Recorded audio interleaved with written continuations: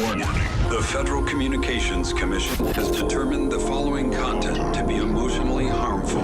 Funny things that you think's funny aren't funny. Give me cocks all the time. I want cocks all over me. The Alan Cox Show kicks ass, man. Welcome. Show me what you got. You're not going to see a lot of cocks on TV. Alan Cox from the Alan Cox Show. I don't know what it's about you, but I can't even stand your voice. I think you're the biggest asshole alive. It's going to be a great show. Let's kick it. I'll say kick it, and you'll just kick it with a tasty groove, okay?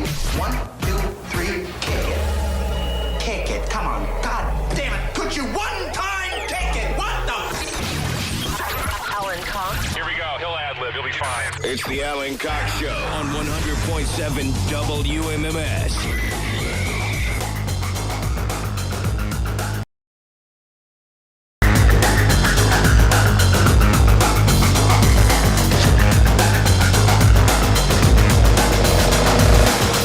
Get a good stretch in. What's going on, gang? Good afternoon. Hi there. How you feeling? Good? Good. Okay, well, let's see. Figure it all out. My name is Alan Cox. Thank you for showing up. Say hi to Bill Squire, who's right over there. Hey, creepy hugs, everyone. Thanks for listening to and watching this episode of the Alan Cox Show. Don't forget to like, subscribe, and share a cold one with the boys. Mary Santora's here, too. Hi, guys. No babies. I'm yawning, too. I've been up. I know my up early is not the same as your up early, but I've been up since like 7, and it's just been a morning. I mean, that's a good up early. That's a pretty good for someone who's not normally up till 9. I know. It's up early. My daughter, over the past couple of weeks, is doing this thing now where she'll yell out for me in the middle of the night. Oh, no. And it will just bolt upright wake me up because my ears are just kind of, you're tuned to your kids, ideally. Mm-hmm. And I'll go in there, and rather than put her back to sleep, I'll crawl in with her. Mm-hmm. And then I'll wake up in there in the morning, I'm like, oh, God. Yeah. I'm like, my back is on fire, a whole bit, whatever. Enough about me. Let's talk about Poundcake. He's back behind the glass. Happy Throwback Thursday, white people. Yesterday, I actually posted a TBT today. Today is the 10-year anniversary of the first annual Alan Cox Show comedy tour. Wow. Not the inaugural. The second year that we did the tour. It was 10 years ago today at the House of Blues.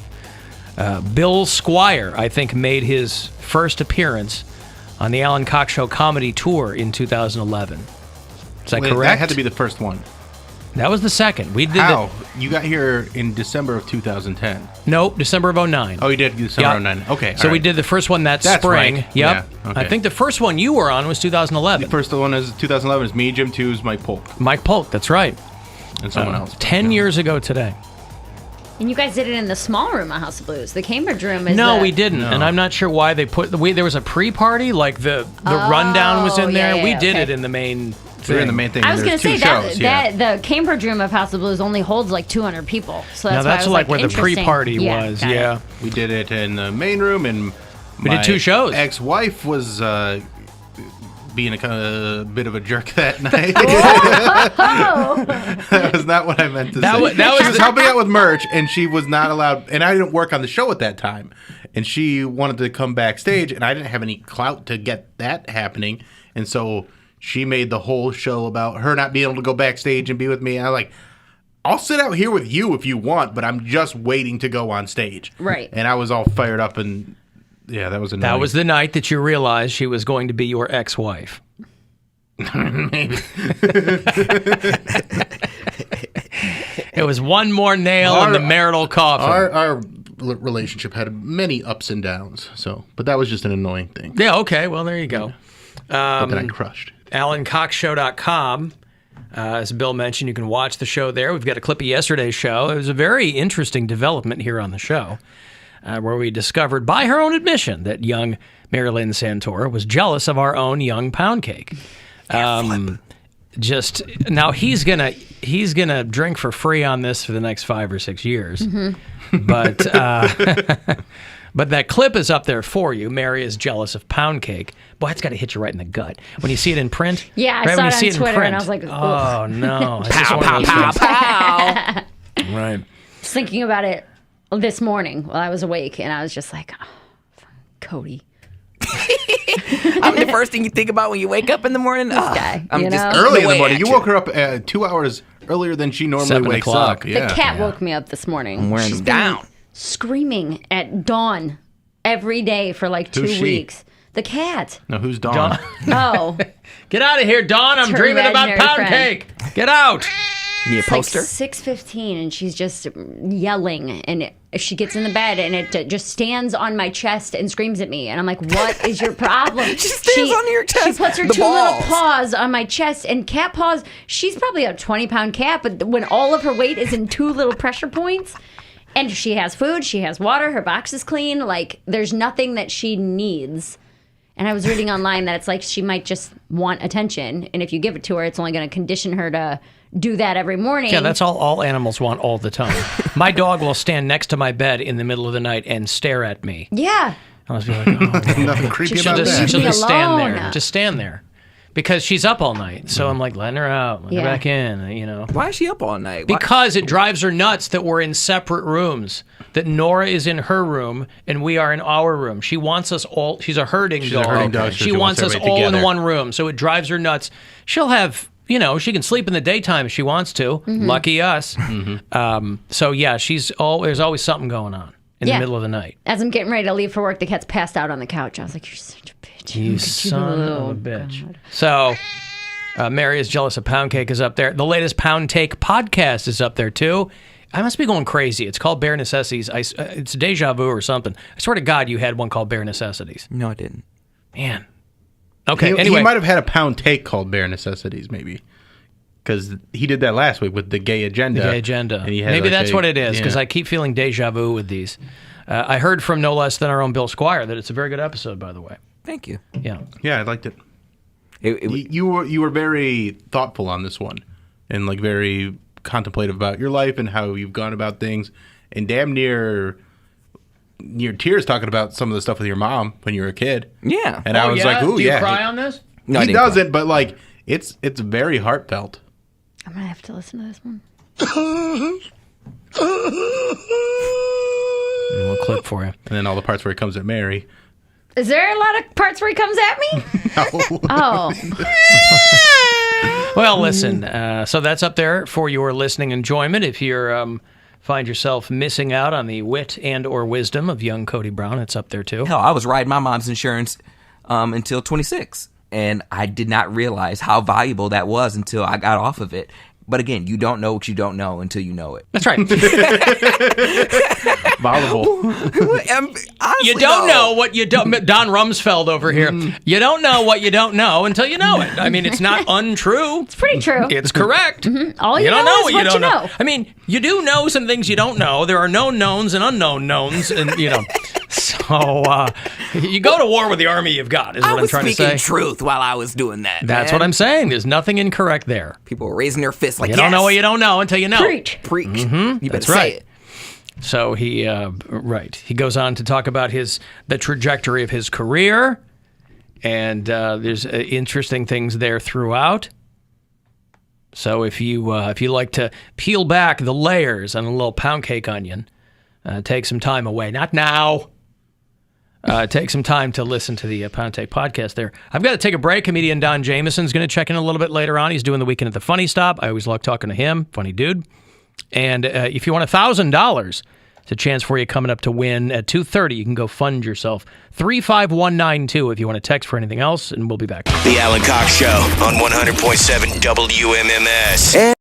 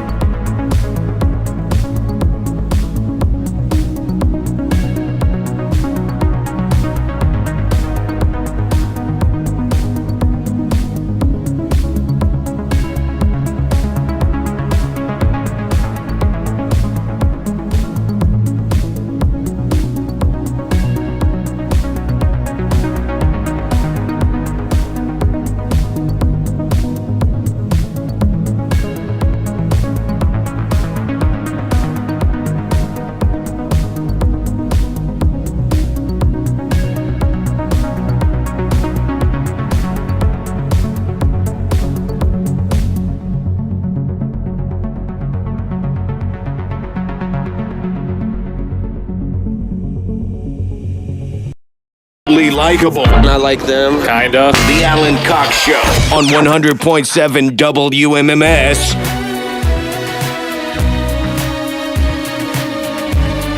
It's going to be 30 years next spring, May 4th, 2022. It's going to be my 30th anniversary in this godforsaken business. I'm going to be pulling out all the old tapes on that day, by the way. Ooh. May 4th, 2022. And people can mock me for my old work. Don Jameson is going to be joining us a little bit later on, calling in. He's doing the Weekend at the Funny Stop in Cuyahoga Falls. Pete was kind enough to tweet about it earlier. His tweeting remains delightful as ever. It's my favorite. Listen to Don at WMMS, Alan Cox Radio Show at 4 o'clock. Don's calling at 4:30. At Real Don Jameson, and you may win free passes for tonight's show. So, listen, Pete, thank you. Love you. But what a cavalcade there. What of things that are tagged, things that aren't, and oh boy. The best part about it is Pete will use his Instagram not just for promotion of his club, but he uses it like his personal Instagram. So he'll just post a picture of his son and say, "Called me." You mean rather than, but he could text his son. He could text his son, but he can't get a hold of him, so he just posts a picture of him and says, "Call me." Call me. Hey, that's great. That's very funny. Most people would leave a voicemail or something. Hey, maybe my son will be checking Instagram. He knows how the kids are. Gotta call my dad. Is his son a kid? Mm-hmm. Oh, he He's is. like 18 or 19. Not really. I mean, he's not like a kid, but to him. To him, sure. He's a kid. I've known those kids since they were little boys. Right. Okay. Okay, so I couldn't help but think of our own Bill Squire and his famous stairwell fart. It was a couple of years ago already. He's up there in the ninth. Yeah, it's like 2018 that I did that.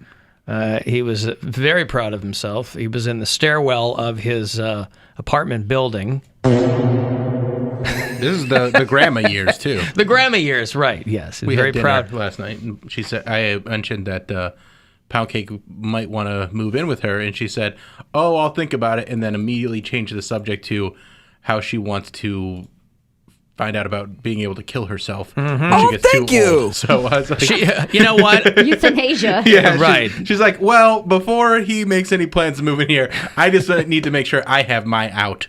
So I like how so for her, it wouldn't just be taking a header out the window. She's on the top floor. no, she's like, can you research this company for me, because they will provide everything that you need to take yourself out. Oh, when she you're wants to ready go. legit do it. She wants to, yes, to be monitored. Lethal injection Why? or something. Yeah, because she doesn't want her life to degrade, Be a burden, or she's got an older sister that is in a nursing home, and it breaks her heart to see how much her mental abilities have declined over the years. So that's like her biggest fear, is to be that kind of burden on somebody. So she's always said this, as long as I've known her, she's always said, when it's time, I don't want to be a burden on people. I'm going to take myself out, Right. drink That's a the magic cocktail, and say bye-bye. That's the mature way to do it.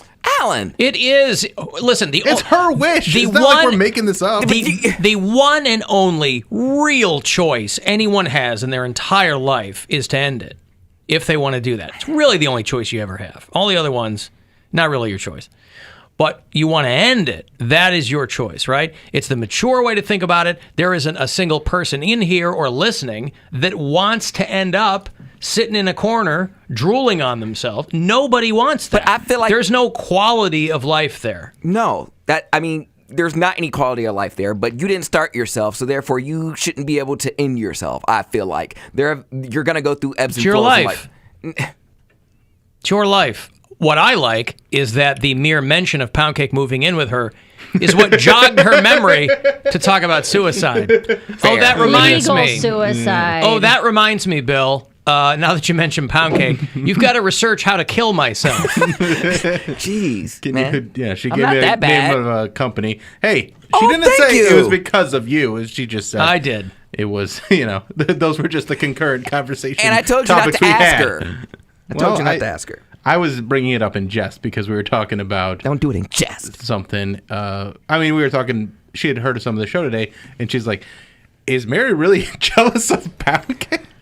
There's no amount of explaining that it doesn't matter. I'm jealous of his financial situation because of and that's what I explained to her. The choices that he made are his own.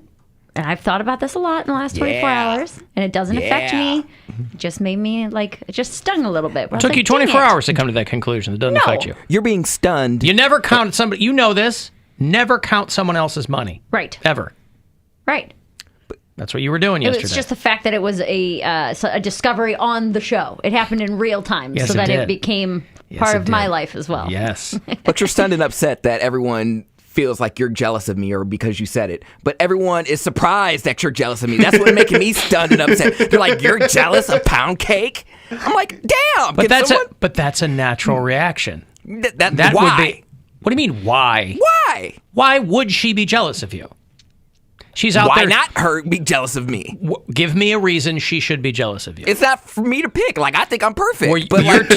But you're telling me that you're upset that people were so surprised. So give me the rebuttal to that. Why shouldn't people be so surprised? I'm charming. I'm funny. I have nice teeth. So is she. So she's not going to be jealous of you for those qualities. Give me qualities you possess that she doesn't, that she should be jealous of you for. Exactly. Your tan skin. The normal reaction. The normal reaction of anyone would be surprise. I don't have frizzy hair in the morning. Again, these are all. I save money on tampons. All of these. Also true. Yeah, all of these. I have no babies either. But all of these are just aesthetic, whatever shallow things. There's no reason she should be jealous of you.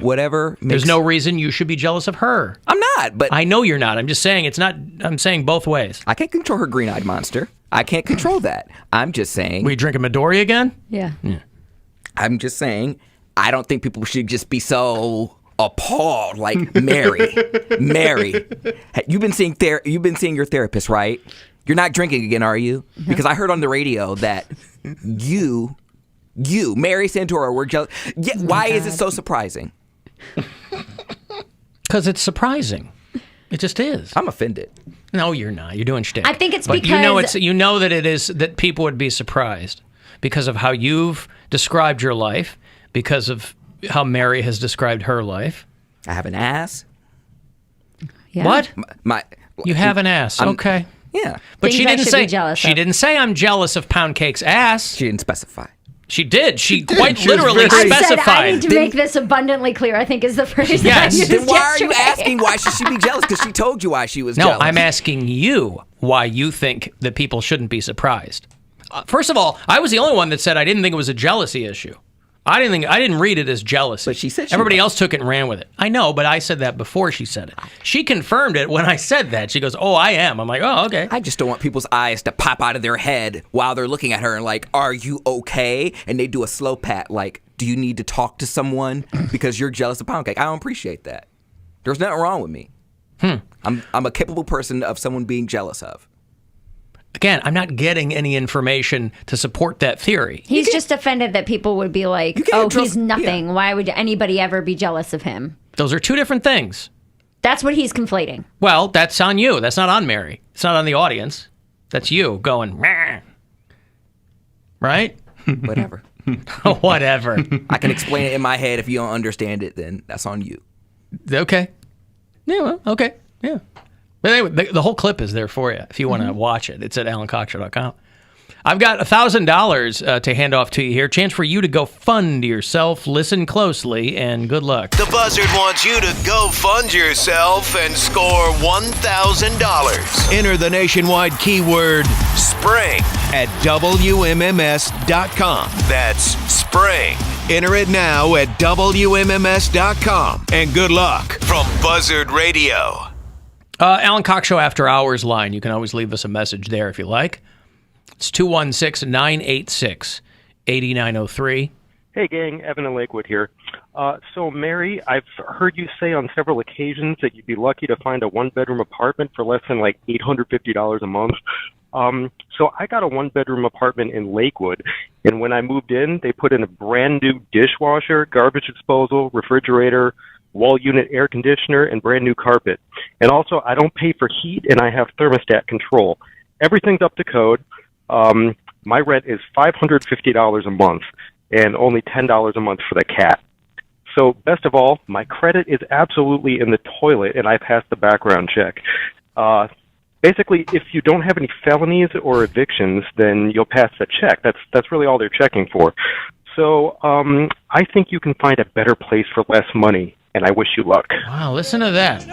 I spent so much time last night looking up apartments and everything that people were throwing at me. I didn't see anything that was $500 was like, you're getting $500 worth of apartment. So I think that guy just got lucky. I think he got very lucky. Yeah. If they replaced all that, but if they replace, I don't even think rent control's a thing anymore. But I mean, not in Ohio. Not in Lakewood, no. But also, if they replaced that much stuff, that means they had to. Right. Someone died there. Somebody died, or they were cooking meth or something. There's a lot of buildings around. Like, and do you want to live in an apartment building? Do you want a house? Do you want like a? Because like, my divorce apartment was a place like that where when they have like a new unit, they replace everything, and it was like you've been to my divorce apartment. Yeah. Like, it was a decent little apartment, but it was a small apartment, and so, but it was also like $550 or something like that. Well, because of my current living situation, I don't know how much trust I have in just having a landlord again. Like, so like the thought of having like a property manager or a company or like a bigger type of apartment complex maybe that has like a handyman and, you know, people you can call if something's wrong, where it's not me sending a text and never getting a text back, or like calling him and him being like, okay, I'll be there in 2 hours, or then, you know what I mean? Or shutting off the water and be like, hey, I shut off the water. You're like, yeah, I know. I was in I the figured, shower. yeah. I'm sorry, you got the bubbles into your eyes. I didn't know you were up in there. The pipes will be back together before you know it. Yeah, I was pissed at how much my divorce apartment cost me because I wasn't going to be there for long, ideally, and I wasn't going to put anything in it. Yeah. It was like $1,100 a month. Yes. And it was just like it was a decent place, but it was a one-bedroom. I'm like, I never unpacked the boxes. The living room was all boxes. And then I had a bed, and a nightstand, an Xbox, and a TV. You know, that was it. Yeah. But it was like the only place near where I worked, because I had to be close to work, right? That I could get in. Somebody recommended it to me. They're like, oh, you should look over here. I'm like, okay. Well, that's what seems That's to just be... what it happened to be. That's what seems to happen a lot when, like, I don't know how that guy who called in got his place, but it's like if someone says, hey, real quick, like on the low, so-and-so's moving out and I can get you in there, you know what I mean? Before finding things on like apartments.com, or those are mostly like complexes and things like that. Read the too. obituaries. I don't like dead people houses. We've been over this. I'm not living in a house that somebody died. Like an apartment. What's-her-face gave you a good list of places. My ex-girlfriend. Yeah. But okay, and here's the thing. I was very grateful that she did that, but she basically every building was exactly like the building I'm living in, where it's like 6 units in a brick building with one landlord, and I'm not going to move out of where I am unless I'm getting something better. But Does that make sense? If you have a landlord, I mean, Bozo might not be the best. There might be landlords that actually keep their building up to code. Right. So there's that chance. So if you really want to look at them, I'd say, you know, take the time and go check them out. But do you get what I'm saying? That if I'm going to move to a new place, I'm moving to a better place. I'm not making a lateral move. I'm not going to move somewhere that's the same as what I'm doing for more money. But if you're moving to a place that's the same as yours, but it's updated and it's got... But they're not is what I'm saying. Okay. I looked at the listings that she sent me. I looked at I got a ton of replies, and literally everything that people sent me, I looked at. And I spent all night last night doing this. Because again, you've had landlords before that weren't like this. You've never had a landlord before. Bozo's my first landlord. I had a property man. I lived with my sister, and then I moved in with my ex-fiance, and then I moved to a place that had like a property manager, like a company. Well, that's your landlord. Yeah, but it's not like one guy that you call. You called an office, and whoever picked up the phone. Yeah, he's like a super. Like, he lives in the building. Yeah, he doesn't live there, but yes, essentially. Oh, he doesn't live there? No, but he has a few buildings on the street. Oh. I don't know where he lives. Are they all in the same condition? Could you move to one of his nicer buildings? I don't know, actually. But hey, what's the water pressure situation 2 houses down, by the way?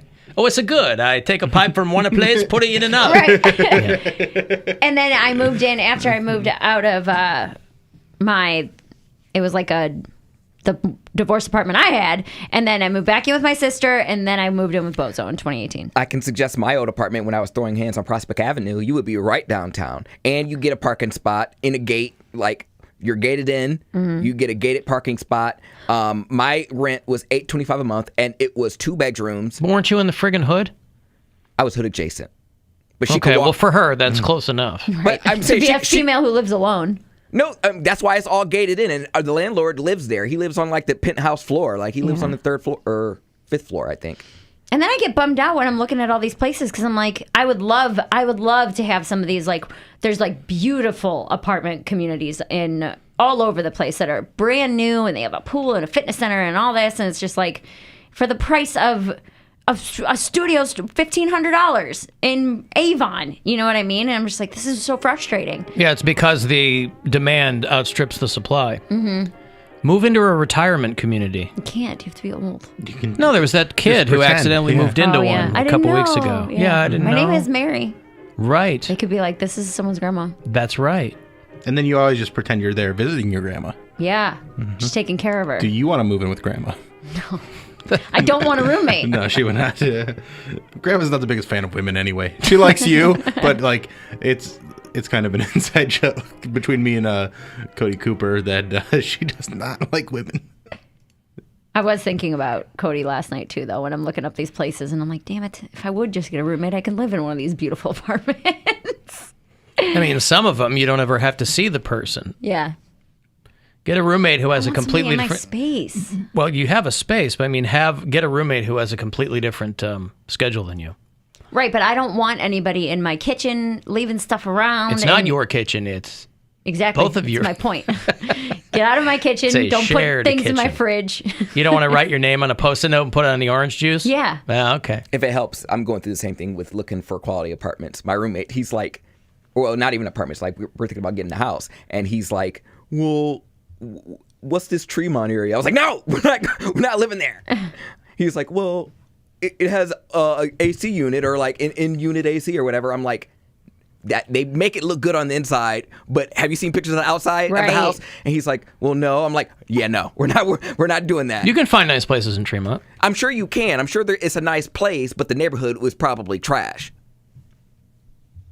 I mean, it's better than it was when we lived there. We lived there 10 years ago. Yeah. I was there we in lived there. 2005, We had to find a place right away when I got this job, and we found a place in that Bible building or whatever, and we're like, okay, signed a lease, moved in. You know, we didn't know anything about anything. Whenever I hear about a murder, a stabbing, or a shooting, it's always like in Ohio City or Tremont. Well, there was just one on Madison Avenue in Lakewood. There you go. So take that. Everywhere you go, there might be a shooting. This is America. Or There's stabbing. murder everywhere. That's right. Right, equality. It's a volume business. Well, I also looked and it was like, you know, you hear everybody talking about like, oh, my house was on the market one day. It's a seller's market. And I didn't know exactly what that meant.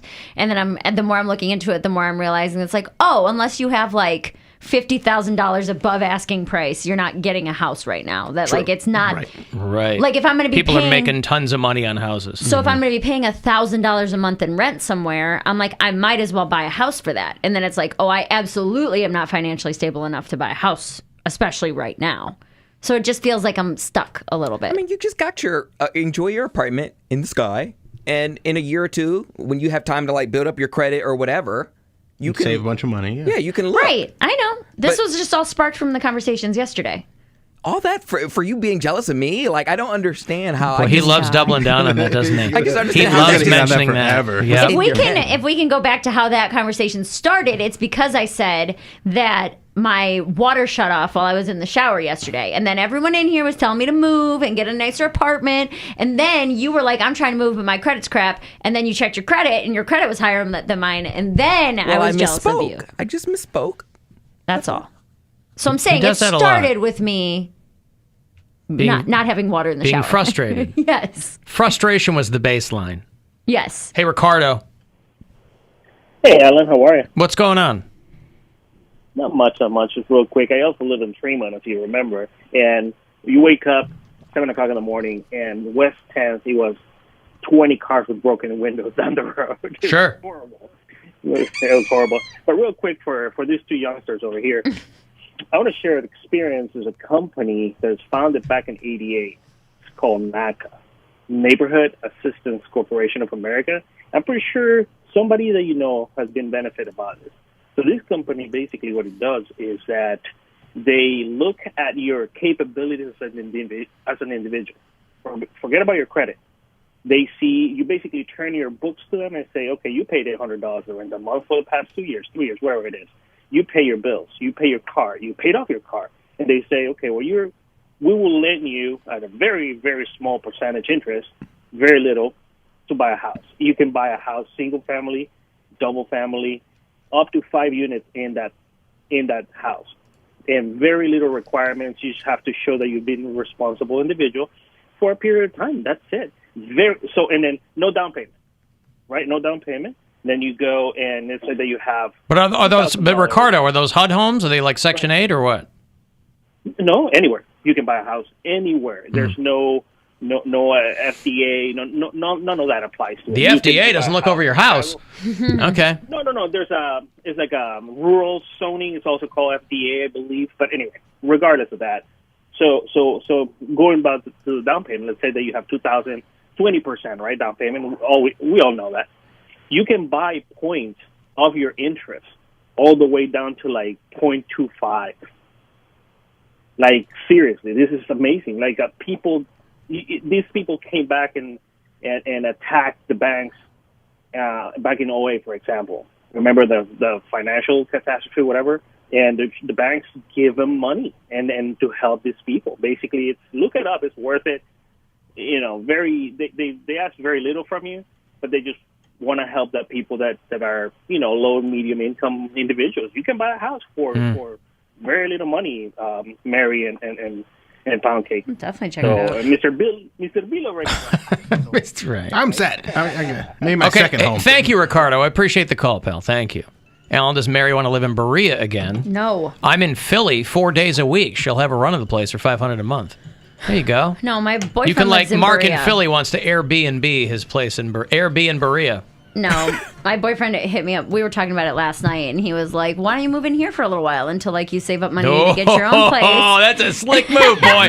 That is a slick move. He kicks her when she's down. Because he knows I don't want to live in Berea. I don't want a ranch house. And he has no closet space. There's a lot of reasons why. I mean, I love him, and the relationship is great. But there's a lot of reasons why I don't want to live in the house that he currently has. But he also knows that too. But at least now he can say he offered. Right. He knows you don't want to go, hey, I offered. So he's like, why don't you live here just until you save up money to get your own place? I know you want certain things in a house and yada yada. I was like, wouldn't that be weird though for me to move in with you and then move out? That's weird, right? Well, no. Eventually, the relationship will end, and he'll want you to move out. I mean, the timing's perfect. This might speed it up. Yeah, you just got to figure it out. Okay, I've a lot of information there that could or could not be true from Ricardo. I will take a break. 35192 if you want to text, and you can listen anywhere on the iHeartRadio app.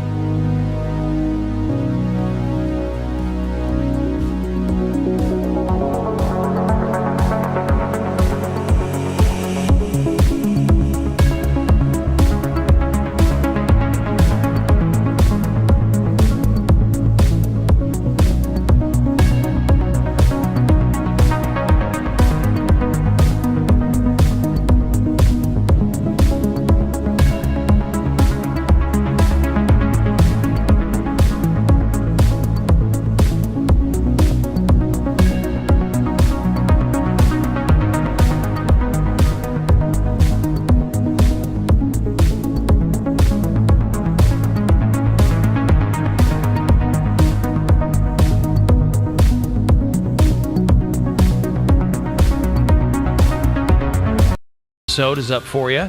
It's called Bare Necessities. Those drop on Thursdays. And a clip from yesterday's show called Mary is Jealous of Poundcake. You be the judge, whether or not that's the case. Indians take the third of that 3-game series against the Angels. 3-2 was the final last night. They're off tonight. And then they'll start the weekend here at home against the Minnesota Twins. Tomorrow night, that's a 7:10 start. Former Indian Corey Kluber threw a no-hitter last night. People really got some thoughts on the no-hitter situation this season in baseball. I see friends of mine from all over the country tweeting about they're like, okay, enough of this. This sucks. Back-to-back no-hitter days for the first time in 60 years. 50 years, sorry. Corey Kluber did it last night. Day before, that dude from the Tigers did it. So, for people who already think baseball is boring, this doesn't help their case. But, and Corey Kluber, by the way, he's the oldest pitcher to do it since David Cone did it 20 years ago. Remember David Cone? Yeah, he threw a perfect game for the Yankees, right? Yeah. Yep. And that was the last time the Yankees had a no-hitter. That's right. Ground ball to Gleyber Torres, and that'll do it. A no-hitter for Corey Kluber on a Wednesday night in Texas. Kluber becomes part of forever. Yeah, that's the 6th hitter this season. 6th no-hitter this season. There you go. 4 in the past 15 days. So there are people they were talking to like Max Scherzer, Verlander, somebody like that. And they go, back in the day, guys would be embarrassed to strike out. And now they just go, struck out. So there's games where the ball's not even in play for the first 3 or 4 innings. So imagine that for 9 innings. So if you're the pitcher, you're like, okay, cool. It's a stat. Yeah, you want to throw a no-hitter. Does not make for exciting baseball at all. And I love baseball, but Jesus, nothing's happening. That's not good. I have my ideas on how to improve baseball. I've laid them out before. You've get rid of the shortstop, right? And only 2 outfielders. Yeah, but that would be fun to see everybody scrambling around. Yeah, but how would that change the hitting situation? Because they're going to have more places to hit the ball. There's so much coverage, there's so much defense in baseball that, all these fly balls and grounders are getting scooped up. So make it so that the infielders have to cover a little more ground and the outfielders have to cover a little more ground. I see. There are too many positions is what you're saying. Exactly. Okay. I'd even be fine just getting rid of the shortstop. That's the way baseball originally was. All these purists baseball's a game of tradition. Go back to when they didn't even have a shortstop then. That's a good point. Mm-hmm. If you're a traditionalist, get rid of the shortstop. And then make them play with a ball made out of pigskin. Like a pig bladder or whatever they used to use. Ew. We got sidetracked and talking about Grandma laying out her suicide plans down the road.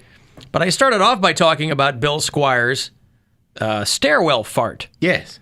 And how proud he was of this. And still am. I'm sorry, I didn't mean to put it in the past tense. Thank you. And I saw a video. It's great if you watch the video. I've got the sound for you, but if you could look for the video. This guy, very polite, I think, this guy. He lives on like a cul-de-sac or something. And so the house next to house next to house. And they have a Ring doorbell cam. And this guy is caught on his own Ring doorbell cam going out the front door to fart on his porch before he goes back in, which I think is polite. Mm-hmm. It's very polite. He had one really brewing. He goes out there. He's even does like the hand wave behind him. Well, the neighbors heard it. It was so loud. Wow. So they called the wife and said, hey, check your Ring doorbell cam. Like they all know each other. Yeah. So she finds the video and posts the video on YouTube. I would be so pissed. No good deed goes unpunished. Here's a guy, I don't know, looks like a middle-aged guy. I don't know if he was doing it because his wife would yell at him. He's trying to be nice. Trying to be nice. I don't know if whatever the reasons are, this guy steps out onto his own porch, has a bear of a fart, and the neighbors, it's so loud the neighbors hear it, and they clue the wife in. Can you throw it in there?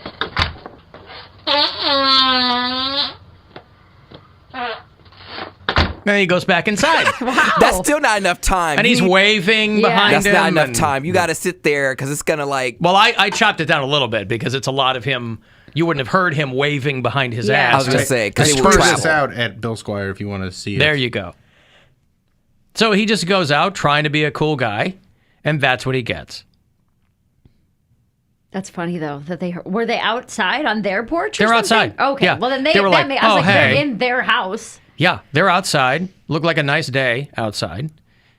Doorbell camera catches husband trying to find farts. It's not funny. And the wife posts it. Why is it not funny? So embarrassing. How? Because clearly he probably didn't want to do it inside because he was embarrassed. No, he's doing it. He didn't want to do it inside And because he it's was being nice. But he probably saw that they caught it on there, and he's like, "Yeah, post it. It's funny." Yeah, I can't imagine. What does he care? I think it's a weird move to like pull your shorts out like he had a little drip or something. Well, right. He was doing You it don't like know. he was hoisting the mainsail back there. Yeah. I think people who fart in a group of people are among the worst type of people. Quietly or loudly? Either Audibly? one. Either one. Either one. Like if we're in a bar and there's a group of my college friends, like sometimes Yeah, but there's strength in numbers. I understand where you're coming from, but if you're with a you bunch don't know of people, who to blame it on. right? But like if you're in an elevator with one other person, everybody knows who farted. But that's what I'm saying. There's certain people, like your friends, sometimes they have a certain scent. Like if you are around your friends enough. Certain scent. They do. If you're around You your have friends you're around so much you could recognize their farts? Yes. Then you have bad friends because, like, I don't know anybody that I've been around enough that I could recognize their farts. I can't even recognize my dog's farts. Oh, we know. I have a friend where when he farts, And I'm not a shy farter either. I am. I've never farted in front of my wife. Dude. I've never farted I when she farted was in my front of your girlfriend. wife. Thank you, Bill. I appreciate that. Well, that makes up Someone's for me. gotta do it. That lightens the load on me, and I appreciate that. Cuckolding you with my farts. He's a fart cuckold. You're going you're to the stand cuckold. here and I'm the watch bull. me fart. Yeah. My farts I'm are the fart bull. my farts are bad. They Yours are are. really, really bad. That's your yes. you got to fix your diet, sister. Well, I don't know what I could possibly do to change my diet. I eat pretty well. Like they've Well, been that's bad probably why they smell. my whole But life. you can tweak. But I think it's because I eat a lot of eggs. Yes, that's exactly what I it eat is. so many eggs. But my sister, Eggs make bad farts. My How sister- often do you eat eggs? every single day. So do I. And I eat- don't have like awful ripping farts. I don't know. I eat probably 18 eggs a week. I eat 3 or 4 eggs a day. Oh, 3 or 4 a day. Yes. I just have 2. I have 2 hard-boiled eggs every morning. Yeah. See, I'm farts are like, so unattractive. Well, here's the thing. My sister has dealt with it for her whole life, and she's like, "Dude, you stink. You're the smelliest person I've ever met in my life." I farted in front of my boyfriend for the first time, like last week, and he was like, "I cannot believe that came out of you." No, see, He I would was never like- sleep with you again. we were out playing pool, and he went like to the bathroom or something. And when he came back, I was like, "Stay over there." Like I thought I was gonna have more time. Oh, stay over there. He's like, "I can't." He's like, "Oh my god, like that's horrible." I was like, "You should text Elena about it. She's been dealing with this her whole life." Yeah. They're really bad. That's why I try not to ever do it around anybody because it's not a pleasant experience. Well, that's what me too, because I'm like, I could see where that could potentially be a deal breaker for too. somebody. Oh yeah. Yeah. I got Me Toot. the Me Toot movement.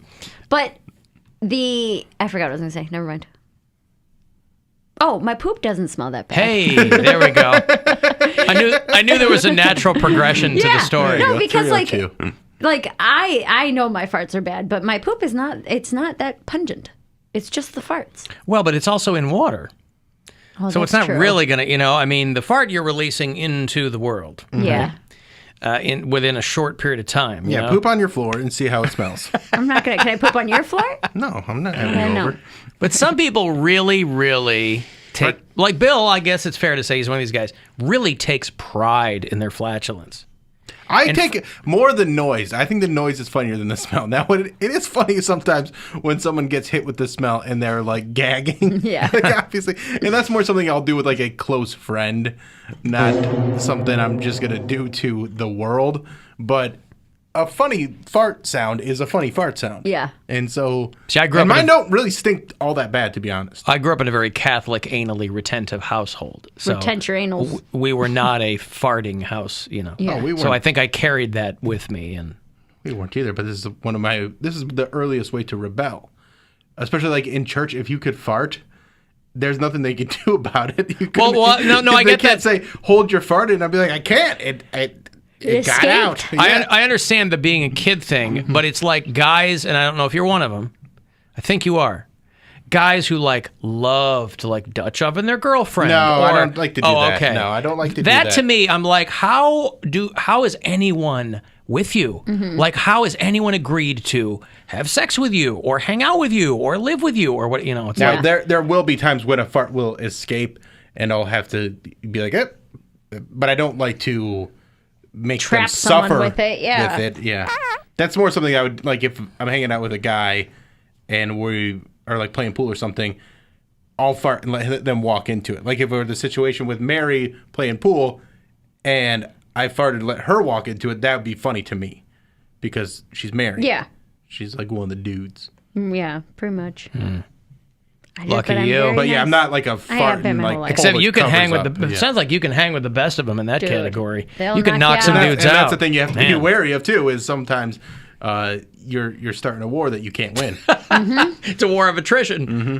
He's over here burning the varnish off a footlocker, and everybody else is running for the exits. I went, before I came in from a break yesterday, I went into Rachel's office, Rachel's studio, and farted in there. And I had to wait an extra second because I know how Is bad that why they they are. got rid of the computer? They probably, I broke it, actually. You saw the green, like, bubble of Does dust not just compute. Yeah, it got into the circuit boards. But you guys were already, like, coming back on air, and I had to, like, get in here, and I didn't want to drag it with me, so I'm standing out there, like, wait a second. And then when I came in, I could smell it still a little bit, and I was like, oh, my God, I hope nobody always calls get me screwed. out. Literally, that's why I'm so glad COVID was like a godsend to me, because no one ever comes in this room anymore unless they're recording something. And every time I'm like, okay, I have some time, no one's going to come in here, I can fart, because I don't fart in public. I was like, I can fart, no one's going to smell it but me. And every single time, it was always sales coming through, someone was doing a tour, so someone's in here like They a got middle a bunch schooler. of kids. Yeah, I'm they're like, hey, this like, is Poundcake from the Alan Cox Show. I never get too comfortable because He's hotboxing. Literally, they're like, hey, I'm like, nope, JR, stay out. Just wait a minute. He's like, oh, sorry, I didn't see the light on. I'm like, the light wasn't on. Now I do enjoy trapping you in there with one of my farts. That's always fun to It's do. not, but at least I can say that was Bill. It was a bit for the show. Ha ha ha! I have something to blame it on. You But could if- say that anyway. no. And then you lean, and then you lean up against the door and don't let him out. Right. Yeah. It's called Dr. Manhattaning someone, I think. Because they would always come in here and the show would not be going on. Like, it would be before the show starts. And Yeah. they're like, hey, I wanted to talk to you about, oh, God, What never is mind. I'll that? give it to Bill. And you can't go, it wasn't me. Exactly. I'm sitting Yeah. here recording audio, just sitting in my own stink. So I'm like, COVID was great. I love COVID. I could fart in here, no one would ever know. Sure, of course. Leaving droplets everywhere. We're not taking anything with us. It's probably in the fabric of this chair. Oh, God. That's why he sniffs other people's chairs. Right. 'Cause he wants to knows know what if they his chair let their smells like. droplets. Hey, Ron. Hey, what's going on? Mega Dildos. Hey, Mega Dildos. Ron, how are you? Pretty good.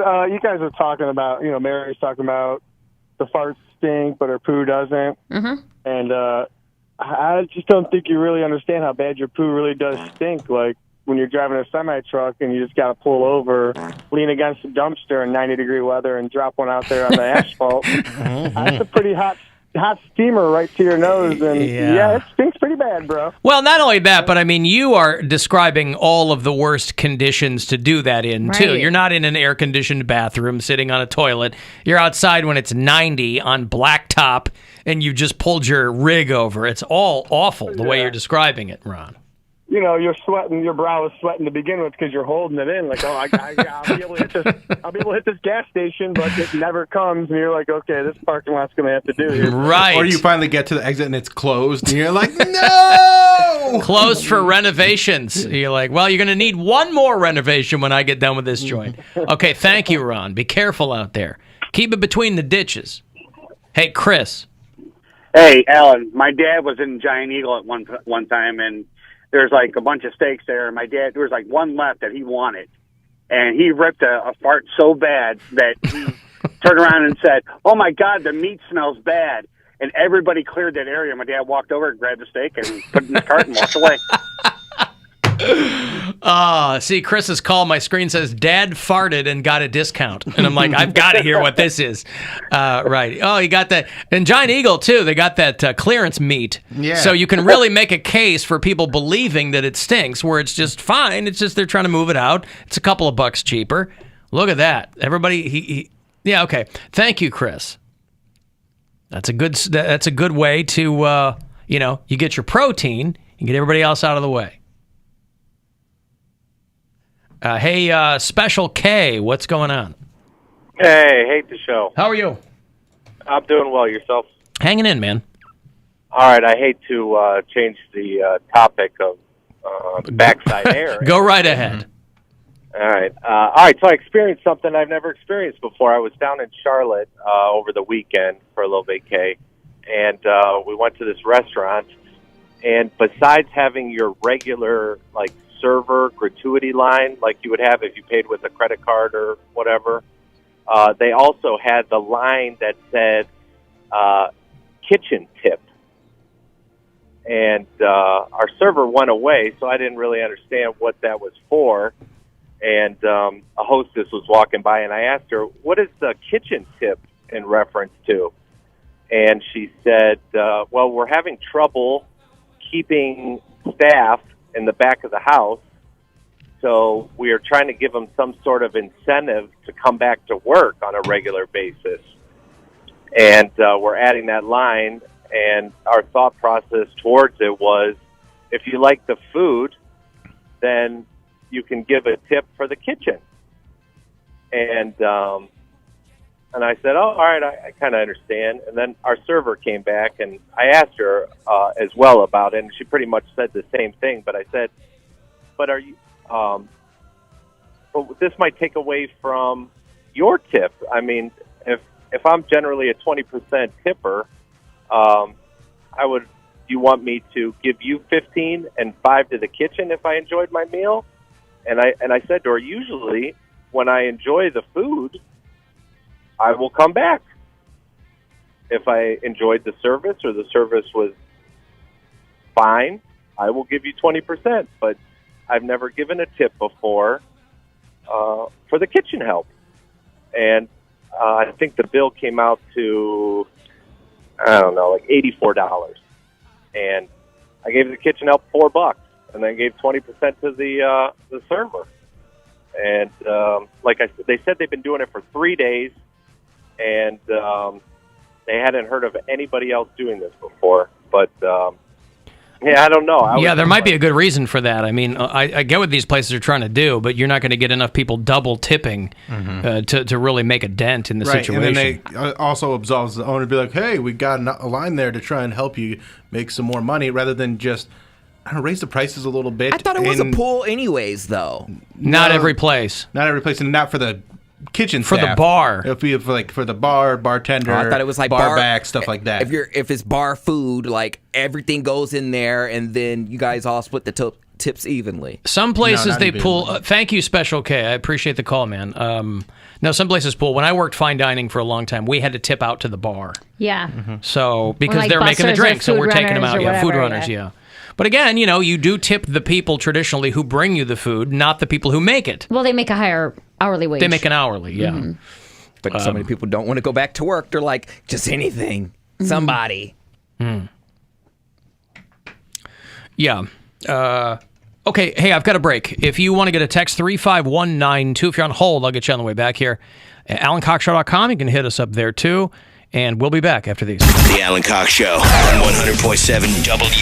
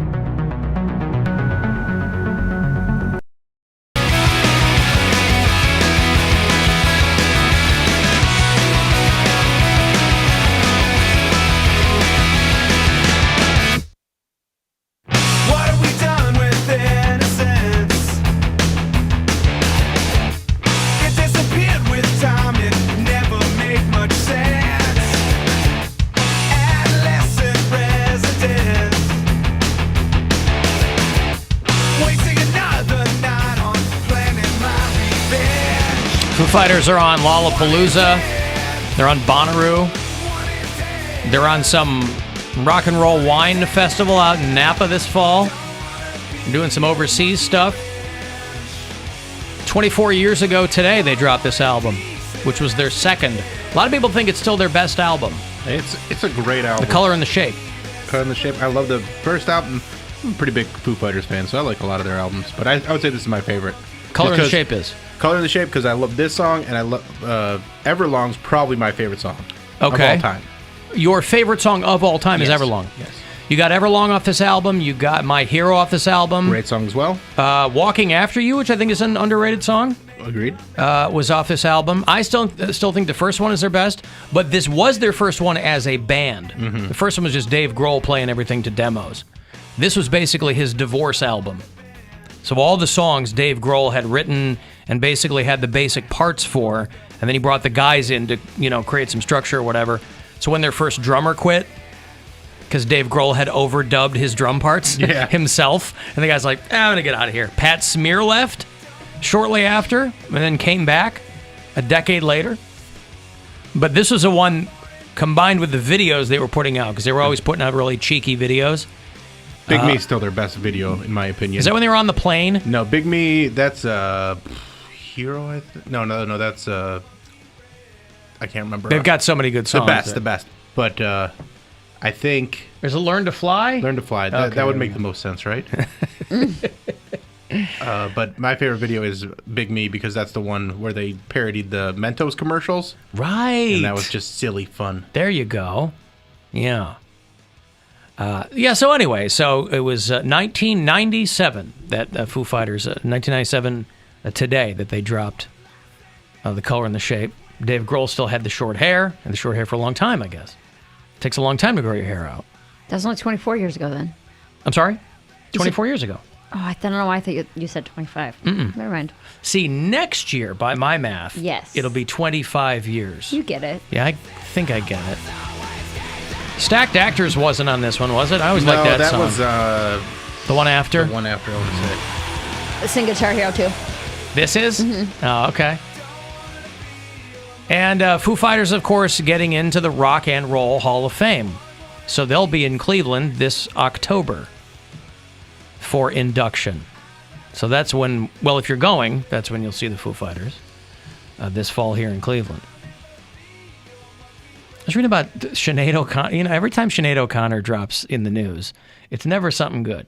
She's either calling friends because she's suicidal, or she's ripping somebody publicly, which is what this is. She says that Prince attacked her. Prince? Which Prince? Prince Rogers Nelson, the late. Mm-hmm. Lies. Well, she did Nothing Compares to You, which was his song. It was a huge hit for her. That's got to be tough. It came on the radio the other day. My daughter and I are in the car, and she had never heard the song. And it's a beautiful song. I hadn't heard that in such a long time. The Prince version's fine. It's his song. But obviously, Sinead made it her own. And she was so young and gorgeous and just this doe-eyed face in that video. And it's just a gorgeous song. It's a phenomenal song, front to back. The way it's arranged, the whole thing. But Sinead O'Connor has had a lot of issues since. And she said, sure, you got to be crazy to be a musician, but there's a difference between crazy and being a violent abuser of women. Oof. Now, it's not the first time some lady has come out and said, yeah, Prince, took a couple of slaps at me. But she said that, Sinead said that Prince chased her around his house. It's a big house. Yeah. Also, he's not going very fast in those shoes. There's goldfish in the heels. Yeah, he's got big platform shoes on. You can get away from him easily. He's also got a little stride. She had nothing to worry about. Could you imagine that big fro that he has just blowing in the wind around his mansion, chasing you? Yeah, this was when he lived in Hollywood. This is 1991, so it was a long time ago. At the very least, it's when Prince was still alive. Could you imagine if right before he died, Sinead O'Connor was getting chased around his house by him? When you're like young and just help. when you're young and full of vim and vigor, you're a rock star or whatever. She's having her first blush with fame, and. But imagine later on if this happened. That would be great. If the story was 18 months before Prince died, He was chasing Sinead O'Connor around his house. But he was giving her a hard time. He kind of went Cosby on her. Not that way. Now, in 1991, though, isn't it artist formerly known as Prince? Or You is could that be later? right. I don't know. I don't know when that started. So then he's doing the old, well, that wasn't me. That was the artist formerly known as Prince. Yeah, that's I right. don't know what you're talking about. You got to talk to the symbol, because I don't know anything about what that guy does. See, that's the move, is you change your name so many times. That's why they're going to find out some awful things about Sean Combs, because this guy changes his name every few years. You know, you get into a little bit of trouble maybe, and you go, that wasn't me. That was Diddy Dirty Money. That was Puffy. That was Puffy. Come on. That was P. Daddy. He just changed his name again. What is he now? Except now, well, who cares? Now it's because, hey, I'm still out here. I need people paying attention to me. Back then he did it just to screw with people. He's Now got all the money he needs, though, so he doesn't really need the attention anymore. you always need the attention. The money cannot take place of the attention if you're an artist, right? You still want people paying attention to you. You want to make more money. You got to get the attention. Not if you're working behind the scenes like he's been doing. He's not like a guy that's out in the forefront very often. Well, he must want to be, because he made a big show of changing his name again. I think his name is Ciroc Johnson. If you smell what's a rock, it's porn. It's porn. Yeah. But Sinead O'Connor said that Prince, he was chastising her for swearing in interviews. Well, he's a religious man. He suggested a pillow fight, only to thump her with something hard that he'd slipped into his pillowcase. And this is my favorite part. Again, put a Sinead's- Grammy in I was there. just going to say that. Sinead's got some issues, so, you know, who knows? You take her word for whatever it is. My favorite part is, though, he harangued his butler to serve her soup, though she repeatedly refused it. Boy, if only everybody could be abused in that way, right? He yelled at his butler to keep giving me soup, and I made it clear I don't care for mulligatawny. I wanted a minestrone. He didn't have that. So, not the worst story I've ever heard, but she's gone public with her Eat Prince. that soup. Huh? Eat this. He didn't want leftovers. He had a bunch of soup he was trying to get rid of. Only keeps for so Made long. too much, and it's just me, and I always do this. You know, I doubled the recipe. It's out in a big stock pot. Come I on, can't just- eat all this. just have It's not like it's a another bowl. bisque or anything like that. It's not Yeah. gonna. Just have some soup. But Sinead's going to be dropping her first album in 7 years this year, too, so I'm sure she wants to get a buzz going. So she's dropping the Prince story out of nowhere. And then she said she ran out of his house on foot in the middle of the night. She said he stalked her with his car, leapt out, and chased her around the highway. So there you go. Again, don't know what kind of shoes he was wearing.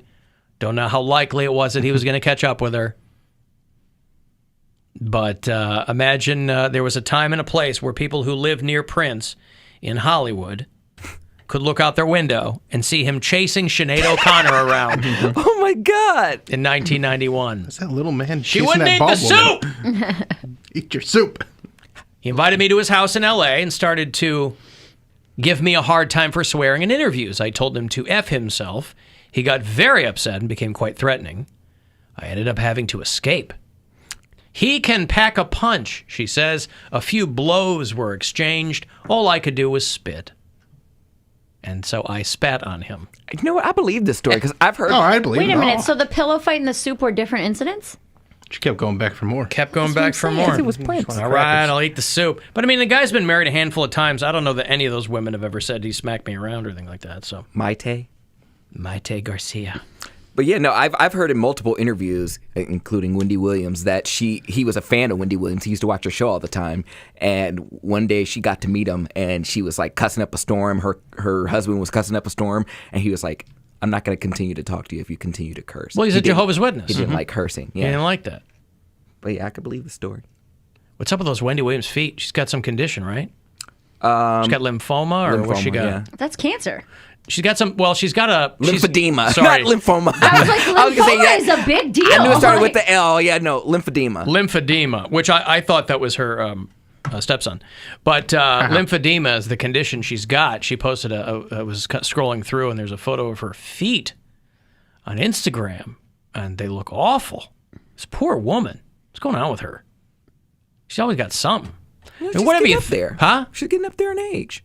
She's like 55 degrees. She's like 55 years old, isn't she? Yeah.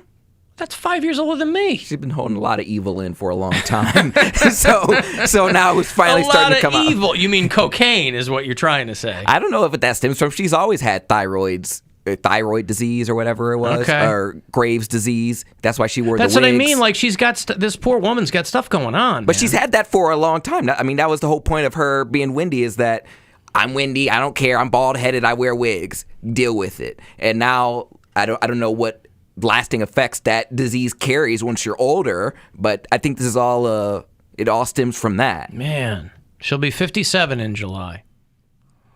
But yeah, she posted a photo from her doctor's office or something, and her feet look like balloons. Yeah, she has like a machine that she puts her feet in every night, and it like pushes. Foot machine? It's a lymphedema machine, but what's that? That's my lymphedema machine. Come on over, put your face inside my lymphedema machine. That's a banger. Lymphedema machine. Get on down with my lymphedema machine. All right. Puts her foot in a machine. Well, listen, she's she on anybody's death pool? Like, how bad is it? It's not usually not fatal. I don't know. Okay. I don't know anyone that has it. I know Missy Elliott has the Graves' disease. That's what made her talk backwards for a while. I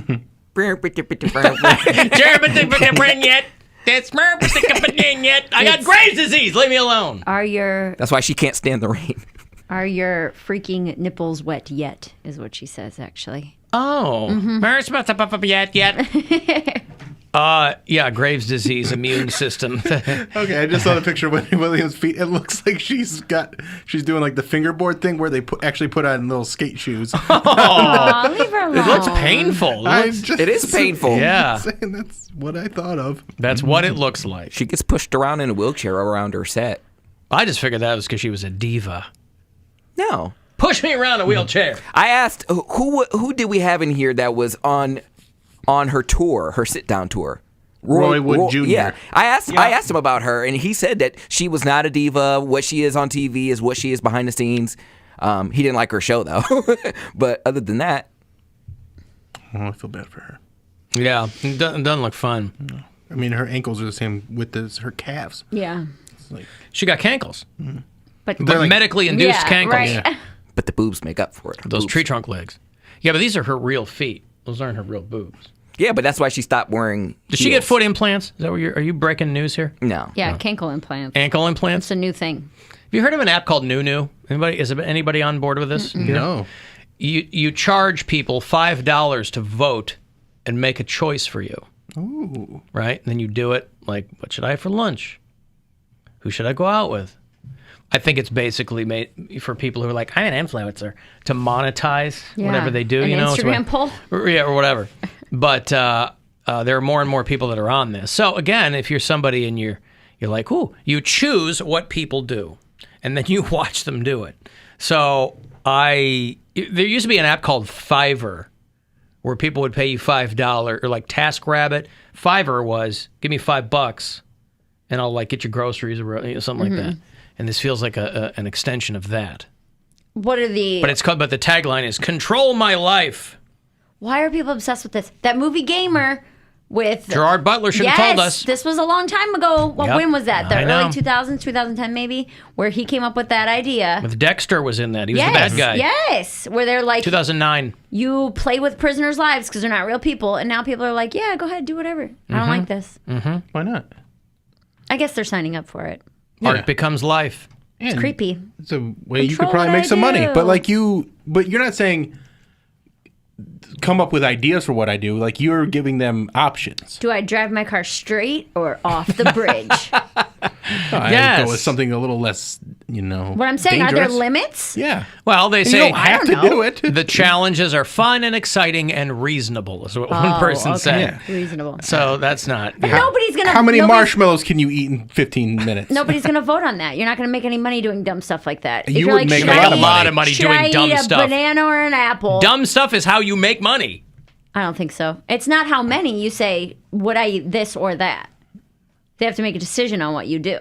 Should I eat a bag of marshmallows in half an hour, an entire bag. And then they say yes, and then they pay you, and you. But if more people go for say, it. I guess it doesn't matter. If more people say no, then you don't have to do it. You're appeasing the people that are paying you to do it. Okay, but if 100 people vote and only 10 say yes, Then and 90 say no, then you don't do it. Are 10 paying $5 each to do it? Everybody, the way it sounds, you have to pay to vote at all. Well, then who cares to get their money? Then they say, oh, don't do it. And then you go, okay, I won't do it, but I got your money. Yeah, I don't know, it's weird. It's weird, right? We'll get on it and find out. What's it called again? Nunu. That's what I call the cat. Nunu. Everybody's go, that's not what Missy Elliott says. Those aren't forward lyrics. It's the previous line of lyrics literally flipped backwards and run in reverse. That's the joke with that song. She's not saying anything in forwards. That's why I love that girl that was on Ellen. It's put my thing down, flip it, and reverse it, and then she plays that backwards. That's the line. It's not English in moving forward. What about Ellen? There was a mom, or like she's just like performing in the park, and she has like a bullhorn, and she says that part, and Ellen like played the video and had her perform with Missy Elliott on her show. Yeah. and she does like the whole thing, and she even has like the dance to it. I was like, you go ahead, Margaret. I don't know if that's her name, but I'm naming her Margaret. How do you spell Nunu? N-E-W-N-E-W. Not N-O-O-N-O-O. No. But just as easily it could have been that. Wendy Williams, funky cold lymphedema, somebody suggested. Aw, oh, come on. I don't like talking about people's diseases. I don't either. I'm just mentioning that I saw it when I was scrolling this morning, and it looked painful. The human stock market, where you buy shares in the lives of real people in order What to could control go wrong with that? their Human decisions. stock market. You're comfortable with that as a tag? Life really is turning into those movies, isn't it? Like The Running Man and Gamer. Yeah, of course. This is like an episode of Black Mirror. But it's also no different than Buy somebody. shares in people's lives. But in it's order also to no control different their than cam decisions. girls, and that's been a thing for a long time now. That's different though. That's sex stuff. So you still telling them you're paying them to do stuff. That's all this is. I guess. Nobody's going to take $5 to like jump off a bridge. You know? You don't know. There's crazy people out there. What if there's someone who's suicidal that signs up for this app and's like, who wants to see me kill myself? We talk about that morbid curiosity. I know, but these apps have You're a gonna have mile of freaks fine print. Being like, I'd love to see you kill yourself live. There's going to be freaks, but those people are already on Reddit. So I don't know if they're going to get on Nunu. They're also in our comments already. They're in our That's YouTube right. Don't read the chats comments. and stuff like that. How many times have I said it? Don't read the comments. If they're going to tell me to kill myself, at least I'm getting a couple bucks from them. Yeah. Yeah, but then you have to do it. Why do it for don't. free? You're contractually obligated. No, you're not. That's what the app said. You didn't even know what it's called. I know. Mary's starting an app called Neil, Yeah. where she just hits up guys named Neil and tells them that they're nerds. Nealneil. Neil, Niall, if they're European, whatever. Okay, I got a break. 35192. I want to get a text in. I'll have more money for you closer to 4:30. That'll be the next chance for you to go fund yourself with $1,000. And you can listen anywhere on the iHeartRadio app. The Buzzard told you.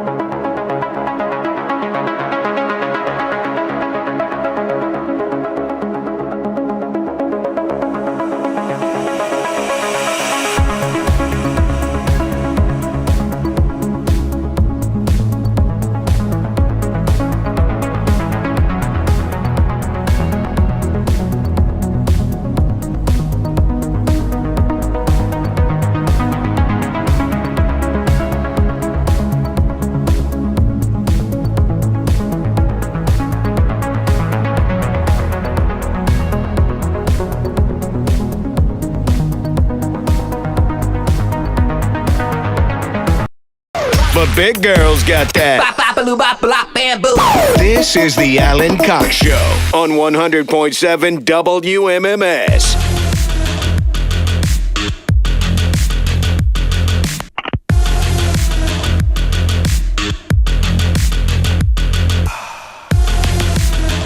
Two 216-578-1007. If you want to call us up, 800-348-1007, 35192 to text me.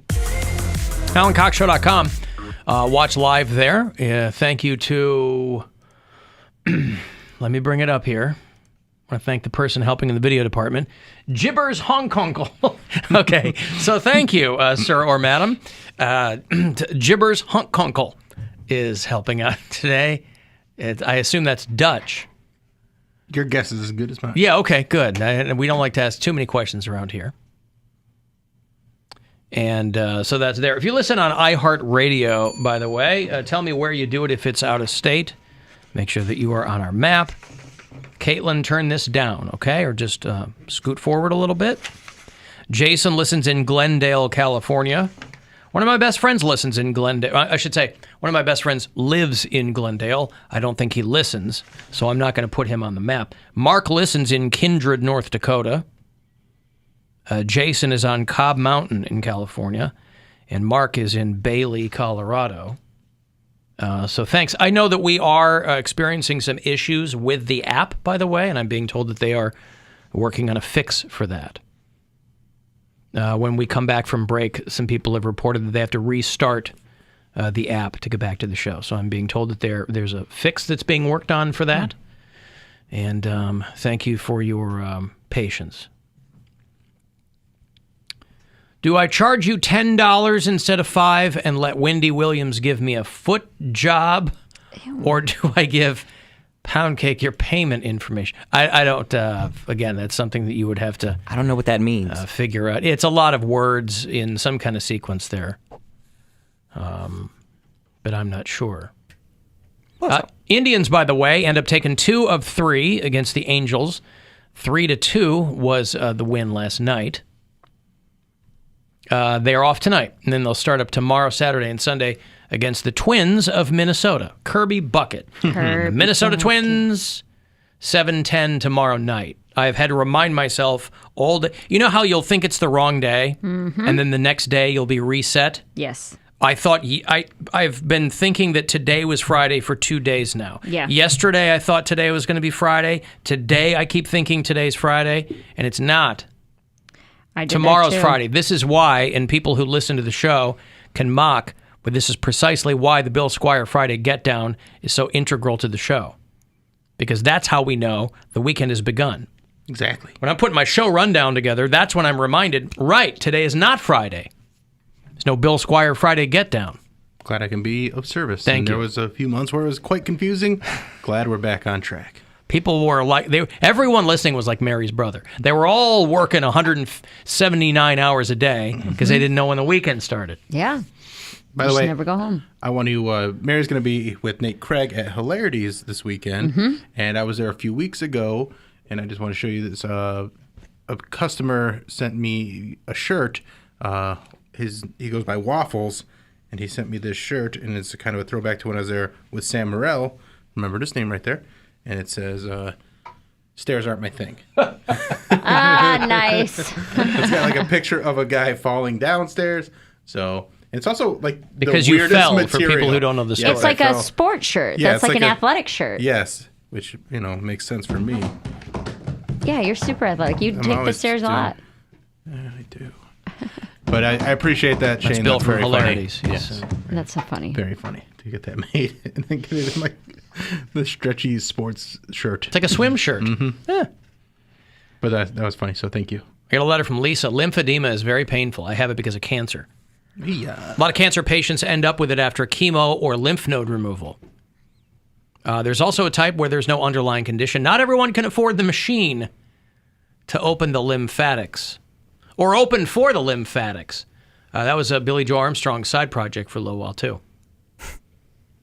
So there you go. Wendy Williams obviously can afford the machine, according to Poundcake, that she puts her feet into.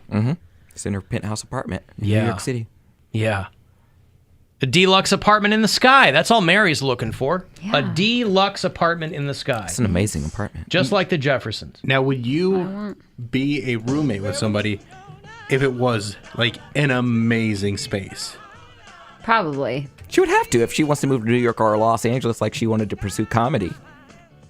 Yeah, but I also have said that I that's one of the things that have kept me from going there is how expensive it is. I don't want to live with 5 friggin' comedians in some crappy apartment. In a place But you're going to have the worst smelling farts. That's true. You can console keep your own yourself with space. that. Yeah. But I'm talking about, Everyone like- will give you your own space. Yes. Like I'll you could demand live it. in a deluxe apartment, but you have a roommate. Who are they? I'm not going It's to... Wendy Williams.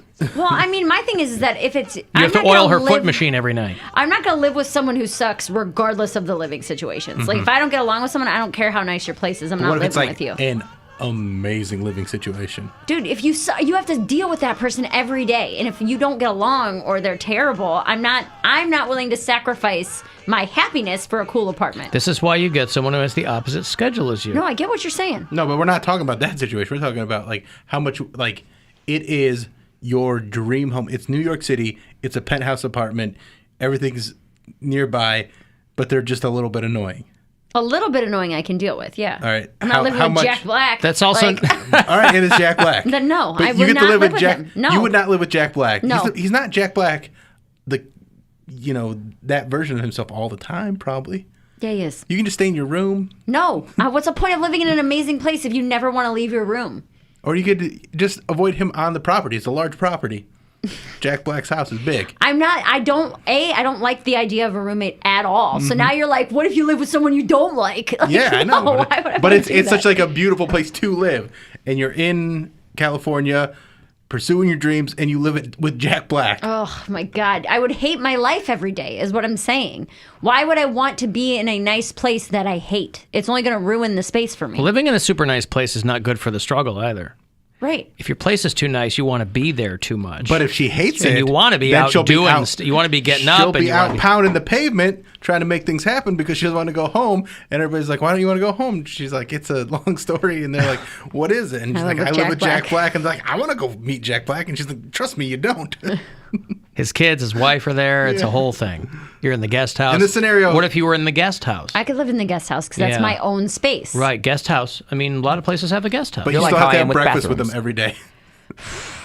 You still have to have 3 poached eggs with Jack Black every morning. I could get through a meal. I don't even know if I could. If I could get through, I don't know the guy personally, so I shouldn't be saying that. But I could get through a meal with somebody I hated. How about this? If I lived for free in a guest house. I was going to say, in lieu of rent, you have to have 3 poached eggs with Jack Black and casual conversation each morning. I can't face away from him and just. No, you have to like be there. He's a huge fan of yours. He wants to help you out, and he's just excited that you're there. He But also has his only requirement is you have to have 3 poached eggs for whatever reason, and because he has a just talk about well-known your day. He has a well-known fetish to watch young women eat eggs. Bill. Now you're making Only it creepy. poached, I don't want though. to make it creepy. Oh. He's just a fan. It's not a sexual fetish, but for lack of a better word, he likes to watch people consume eggs. Well, he's really good at making poached eggs. It's the only kind so he can make. He's just proud of what he can do. And He he likes to takes- see people enjoy them. He gets a lot of pleasure out of seeing people get their protein. Mm-hmm. Okay, fine. If I have to eat eggs with Jack Black and live for free in California, then yes. I'll tell you what I love about the Jeffersons when I was grabbing that theme earlier. What I love about the Jeffersons is it's an entire sitcom where the premise is these people got a nicer apartment. Mm-hmm. That's the whole show. They condense it for you in the song. Yeah. We're moving on up. I think he owns like a dry cleaner or something. Like that's how they, moving on up. The whole show is we got a nice apartment. Yeah. And it's not massive, but to show that they really moved on up, they've got an apartment with a maid. This is an apartment that 2 people could easily clean themselves. Easily, right? But they've got a maid to signify that they've really made it. And to even further signify that they really made it, because it would have been controversial otherwise, the maid is also black. Now, they kind of, for people who remember the Jeffersons, they had an interracial couple, neighbors, Lenny Kravitz's mom and the white dude. And That was a big deal at the time because it was another Norman Lear show. It was a big deal to have an interracial couple. But they could have really doubled down if they had had a white maid on that show. Black, upscale couple, white maid. You think that would be too much for that time? Oh, hells yes. Yes. You think it was even floated? You people think the idea? flipped out over the interracial couple. Yeah. And that was the 70s. It wasn't like it was 100 years ago. Yeah. The 70s. That's why you got to give it up for Norman Lear, man. That guy, still alive. I think he's like 96, 97 years old. That guy was like the guy doing that stuff. Back when you could Pushing boundaries. You could really flesh those things out, too. I mean, Archie Bunker was dropping racial epithets. Yeah. And Jefferson spun off of All in the Family. But I just love... And I love how people didn't pick up on the ideas behind that, where they're like, back in the day, they had Archie Bunker, and he was saying all this thing, and like, yeah, but he was the bad guy, like, kind of. I mean, I know he's the lead guy on the show, but they were trying to teach lessons about race relations, and they just go, if Archie Bunker could say it, how come I can't say it? But he would learn lessons all the time. Archie Bunker wasn't... He would stick his foot in his mouth all the time, saying dumb racial stuff. Nobody considered Archie Bunker to be an aspirational character. Some people do. There's lots of people do. No. At the time, there were, people. I'm sure there were people that were like, "Oh, hey." The reason that they were trying to kind of shine a spotlight on some social issues at the time with that show is because there were a lot of people who would watch that show and see themselves in Archie Bunker. Mm-hmm. But nobody was like, "Oh, I would." You either were already like him. Or you were like... Or you knew somebody like him. Or you knew somebody like him. Yeah. What's his name? Rob Reiner was the hippie. Yeah. Meathead. Meathead. But the Jeffersons, I just love because the show is just black couple makes more money. That had to be the pitch. And that was a big deal at the time. Look at these two. They're moving into a nicer apartment. Not a big house, nicer apartment. In a high-rise with a maid. That's how you know you made it. So if you got to eat a couple of eggs with Jack Black... Fine. Do you think me and Cody could get a reality show if we move in together? I think you get Gay black man, white woman, sharing a space, work together, entertainment. It'd be a much bigger deal in 1975 than it is now. Oh, not now. That's just a normal living situation. Here's how you do it. You put on blackface, he puts on whiteface. There we go. There the white you go. chicks thing, yeah. Yep, that's right. But we need a deluxe apartment in the sky. There's no sky rises here. Not 10th floor, 40th floor. 40th floor. Nothing like that. Sky rises? Yeah, high rise, sky rise. Is that not a word? I don't know if it's a word. There are buildings. I thought you were referring to that is there a building downtown called Skyrise? No. Oh, okay. I called a tall building a skyrise. Oh. High rise? I don't know mind is it. a word. It's in the sky. Yeah. Of course, the sky starts at the ground. So my garden apartment was a skyrise. Even if you're living in a ranch house, you're in a skyrise. Hey, Mike. Hey, guys. Well, you can have a skyscraper or a high-rise, but you usually don't have a skyrise. What about a high scraper? That absolutely. And how high does it have to be to... We've talked about this. To scrape the the sky sky. begins at the ground. Everything north of the ground is sky. So I don't know where the scraping starts, but I'll take your word for it. Hey, I just want to remind you, Alan, not that you don't know, but even though they had their deluxe apartment and they made it, they still... Part of the story was they still had to deal with the racial issues of being black in America. Even though the money was there, it didn't buy them the quality they were looking for. Yeah. You were mentioning that they made it, but I think part of the story was, yeah, they made it, but they really didn't because racial America didn't always see them as equal. Oh, right. But I just like the premise is that they just got a nicer place. Moving on up. A deluxe apartment, you know? I hear you. Yeah, it was a great show. It took a whole lot of trying just to get up that hill. So the implication is that at least they got up one hill. They got so many other ones, but they got up another one. And I love that show. It was a big, Good Times, Jeffersons. I wanted to be Jack Tripper, so obviously I was watching Three's Company all the time. But thank you, Mike. I appreciate it. Alan, yes, real sir. quick. Do you think that helped? I don't know about you, where you grew up at. I grew up in a pretty diverse neighborhood. Yes. So I'm a pretty diverse guy, but I also watched all those shows, Good Times, Jeffersons, those things. Do you think that helped us to see things differently? I think anytime you have people, whether they're dramatized or whether it's comedy or whatever, I think big picture, anytime you have people that maybe you weren't personally exposed to and you see them in situations you can identify with, that's all good. I mean, it's a generation later, but for me, it was Cosby Show, Fresh Prince of Bel-Air, and Family Matters, and those were all shows that would tackle social issues that I really wasn't aware of as a white kid in the suburbs, and I learned about things. And like those episodes where they, talk about police brutality or stuff, racial profiling, are still relevant today. I mean, even Bill, where he grew up, he knew that there were a handful of kids who were up to no good, that were making trouble in his neighborhood. Alan, do you think those shows exist today? I don't know that they do with being political correctness. I don't know if you can get away with some of those things. Well, what do you mean? It's packaged differently. Yeah, I mean, there's so many arms of entertainment now that I think every kind of show you can conceive of exists somewhere. Blackish deals with stuff like that all the time. Blackish does his show Black AF, which I love, but I don't know if people are watching it. I love that show. On Netflix. Is there another season yet?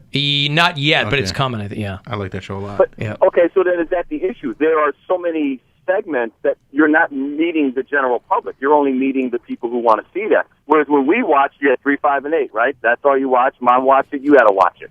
Now you can watch whatever you want to and maybe not hear that other side. Yeah, that's everyone's complaint. Information silos, whether it's Fox News or MSNBC, whether it's your news or your entertainment, you can literally just get what you want to be exposed to. And yeah, so that has contributed to a lot of bad things since the entertainment landscape has changed, I guess. I was trying to explain to my daughter how it used to be with cartoons. She's 5. And I go, if I missed a cartoon on Saturday morning, I had to wait a week. I didn't get to see it. I didn't get to see it. I'm like, oh, no, I slept in till 9 because Saturday morning cartoons started goddamn early. Like 7, yeah. 7, yeah, earlier than that. I'm like, I'm a kid, man. I'm not getting up to watch friggin' Captain Caveman at 6:30 in the morning. But still, she couldn't comprehend what I was talking about. I'm like, you had to wait another week.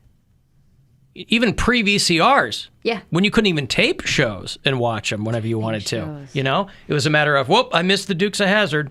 That's that. I guess I'll watch them next week. I guess I'll die.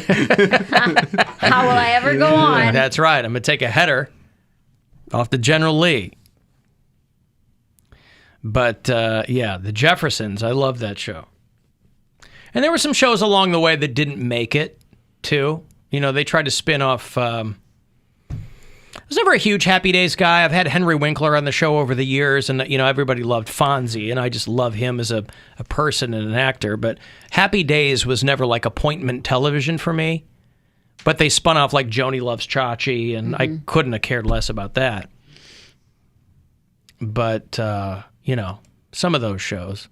I used to hate Nick at Night. That would just make me turn off the television at a certain point, because that's where I would watch Happy Days. Like, I think it was after like 9 p.m. I think the network wanted to signify kids it's time to get in bed, and it would be Nick at Night, and it's like Sunday, Monday. I'm like, oh God! I'm like, now what am I gonna do? Because I wasn't going to bed, obviously. So then I would just stay up late and then turn on Queer as Folk or Real Sex on HBO. So it would just be, ruin my childhood. So would you have a visceral reaction to hearing the Happy Days theme song start up? Yes, because I knew present day, would you? If you were walking and you heard somewhere the Happy Days theme song. Turn that hippie crap off! Oh, God, yeah, it ruined my childhood, because I knew that I was like, no more cartoons, no more, oh, no, we're not doing this here. It is Throwback Thursday, though.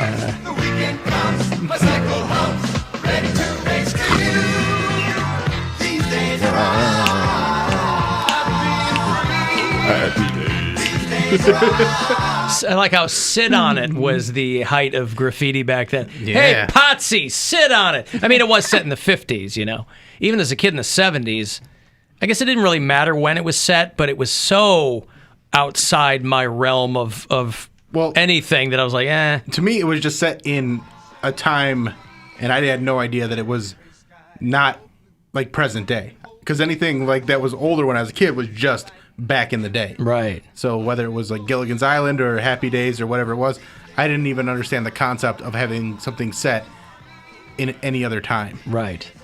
Well, because Laverne and Shirley spun off from Happy Days. And I liked Laverne and Shirley a lot. Mostly because of Lenny and Squiggy. He'd be like, hello, girls, that whole bit. R.I.P. David L. Lander. But Happy Days, I was like, Nick at Night sucked. I'm sorry, I have to You were relate too it to, young. to kids' terms. But, like, why would they even put that on a kids' network? Because kids were supposed to be in bed. I think it was for teenagers, probably. It too. wasn't no teenagers were watching that. No, but it was. They had Teen Nick. But they didn't. Like, Nick at Night was a thing because there wasn't so many channels like there are now, and they didn't have the programming, enough original programming on Nickelodeon to have like a have it going channel, on all the time either. By the so way, it's basically just a cheap way to keep something that would get eyeballs on it at night. And Nick at Night started in like the mid 80s. Yeah. Teen Nick's only been around for maybe 15 years. So for a long time, Nick at Night, they'd bump it up a little bit generationally, like they'd move from Happy Days to Friends. Yeah. Or that, you know. I mean, and Nickelodeon, like, they used to do like 3 original shows and then just replay them all day long. Right. Like, they didn't have nearly the... I mean, Nicktoons... But Nickelodeon was like the first... That was what they advertised, the first kids network. I don't understand how. They were made through Universal Studios. They could have plenty of... marketing, dum-dum. It's not like kids were like, you know what? Our parents are watching all this TV that doesn't interest us. Let's make our own network. Like those commercials where the kids run the gummy bear factory. That wasn't... Fruit Roll Factory? Oh, I'm sorry. That is correct, Senator. Yeah. It's not how Nickelodeon started. The first cable channel run by kids for kids. Whatever. Disney Channel had programming all night. So you weren't down with Mork and Mindy or any of that? No, when Nick at Night would come on, I would either turn to Disney Channel if they didn't have a Disney Channel original movie on, and it wasn't something I liked there. That's when I would get into all the bad stuff. I would just scroll the channels. Red Shoe Diaries. Well, no, that's when what would happen is they'd be like, oh man, there's no more cartoons on Nickelodeon right now, and then you turn the channel like, what's this, South Park? Okay, I guess I'll watch it. This is a cartoon, yeah. I mean, it's their fault. If they actually gave me cartoons, I probably would fall asleep watching TV. At least I would fall asleep. But now I'm watching Family Guy, American Dad, South Park. I ain't going to sleep, and I'm learning all the bad words. I just remember Nick at Night is where I could watch SCTV. What's SCTV? With Eugene Levy and John Candy, Second City Television. Okay, I got to take a break. We're going to talk to Don Jameson shortly, around 4:30. He's back to do the weekend at the Funny Stop in Cuyahoga Falls. I always like talking to him. I will have those Korn tickets for you right after this break. They're doing September the 2nd out at Blossom. And another chance for you to grab $1,000. We're going to go fund yourself at 4:30. The Alan Cox Show on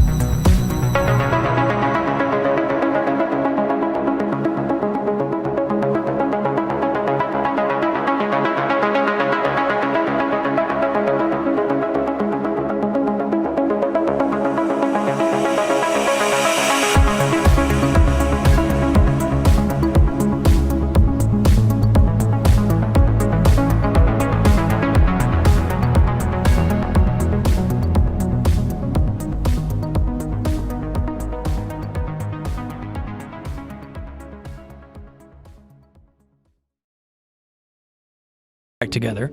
And Fire from the Gods, Thursday, September 2nd at Blossom, part of the old Northern Ohio Honda Dealers Concert Series. Go to livenation.com if you want other details on the show. But these tickets here for you if you're caller 10. 2 for Korn and Stained. Blossom in September. Good luck. 216-578-1007 or 800-348-1007. Our apologies to second shifters. All right, here we go, everybody. Let's get to work. This is no way to start your day. The Alan Cox Show. On 100.7 WMMS.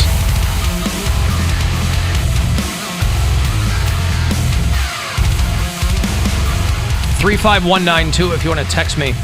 AlanCoxShow.com. I'm going to chat with Don Jameson here shortly. Always good to catch up with him. He's doing the weekend at the Funny Stop in Cuyahoga Falls.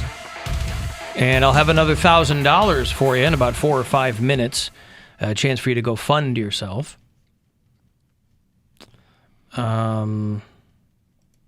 Letter from Patrick. Bill said Prince couldn't chase anybody in those shoes, but he must be forgetting the Charlie Murphy basketball story. Remember Charlie Murphy? Did he play in those shoes? That's what he said. In his exact same clothes. That's why his game blouses. Don't never judge a book by its cover. This cat could ball, man. Play ball.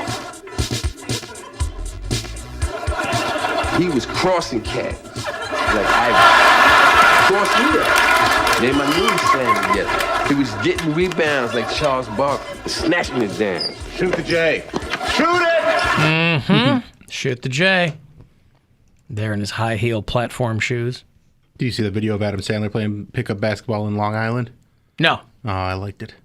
Is that where you're in the back of a pickup truck and you play? No, it's just a game where, people show up to a basketball court and they pick teams. It's very fun. Oh. You're just throwing dimes, but everybody's missing shots and can't do this all by himself. What's the hook on the Sandler video? I don't know. It's just he's been having all these like folksy moments lately, and I don't know why they keep showing up in news, but he's just because he's not playing with like a bunch of famous people. He's just going to a park that's near where he's hanging out and playing with regular people. So, isn't he like really good?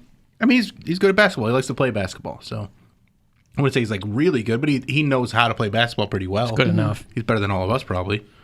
I'm very good at basketball. I got cut from the team in 7th grade.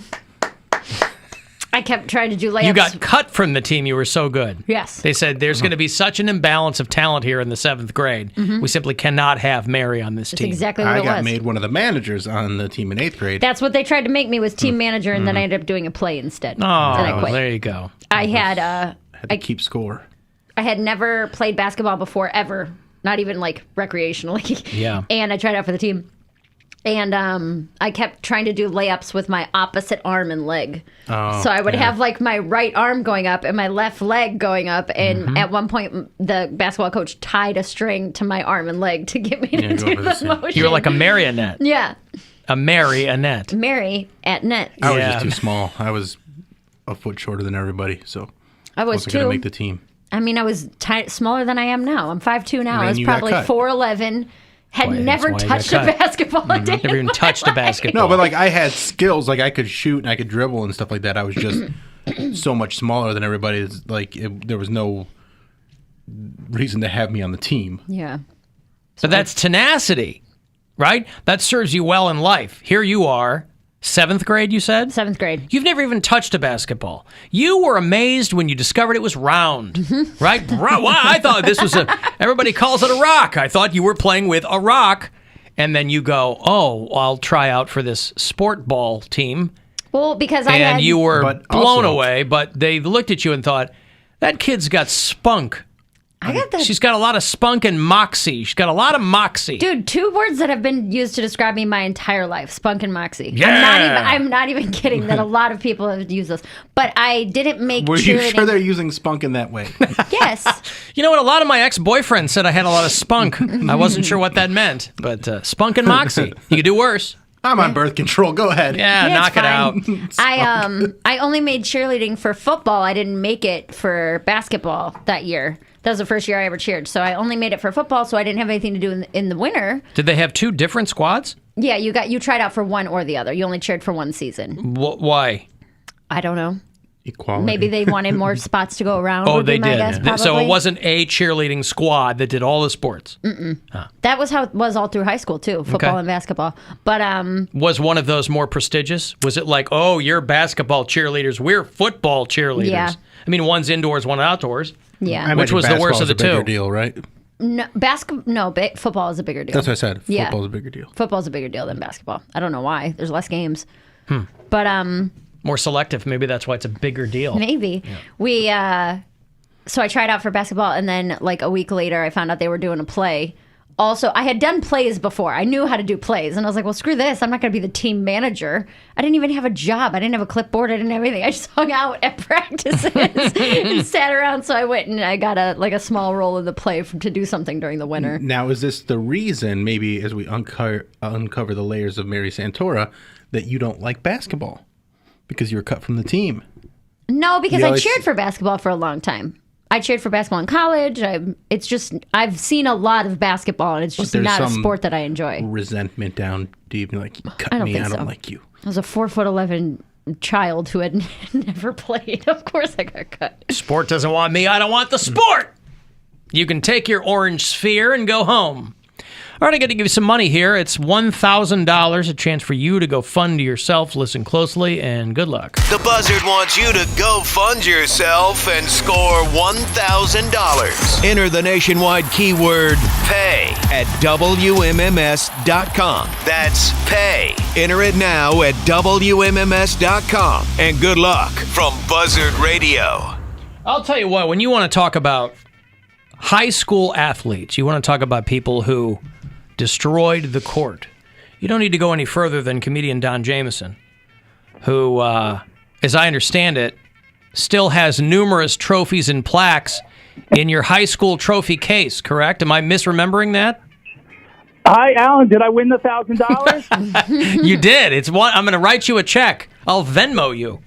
It says it right here. Listen up to 12 times a day: 7:30, 8:30, 10:30, Yeah. 11:30, Yeah. 12:30, Yeah. 1:30, Yeah. 2:30, Yeah. 4:30, Yeah. 5:30, 6:30, Yeah. 7:30, and 9:30. That's all of them. I've been listening since 7:30. He got up really early. Ooh, I gotta get in on this. Right. Yeah. I played basketball for one season in high school, and I scored one basket Yeah. the whole season. And So, it did it. not a lot of trophies. on And the were show. you? Was that disappointing to you? Did you wish that something more had happened? Did you not care and you were just screwing around, or what? All the above, Alan. Yeah. Okay. I don't know. I wanted to get close to the cheerleaders. I was 15. Right. I had hormones raging, and I did actually end up getting the head cheerleader out of the deal. So, it's not all about scoring points on the court. Yeah. Hey, listen. When scored off the court. Yeah, when I started wrestling in high school, I wrestled in high school and part of college, and I had heard all of these other schools had wrestling cheerleaders. They were called mat maidens. And I imagine that on the hierarchy of football, basketball, cheerleaders, wrestling was probably below the bottom there in the hierarchy. But we didn't even have those. I got on thinking, well, this will put me closer to some kind of cheerleader. Our school, no mat maidens. I was crestfallen. Yeah, Alan, I would never want to live in a world where I didn't grow up with Matt Maiden. Right. Imagine how cool that must have been if your name was Matt. Hey, I'm Matt Maiden. What's going on? Even I can't get in the Rock and Roll Hall of Fame. Yeah, I like Iron Maiden. How Never mind about, Matt Maiden. did you, when we were, I haven't talked to you about this, but when Iron Maiden was nominated this time around for induction into the Rock Hall here in Cleveland, there was a little thing in my brain where I was like, you know what? I'm going to look at this glass half full. Maybe Iron Maiden will break the seal for all those bands that have been overlooked. And I felt, I guess, unrealistically optimistic. And then they get passed over again. I don't get it.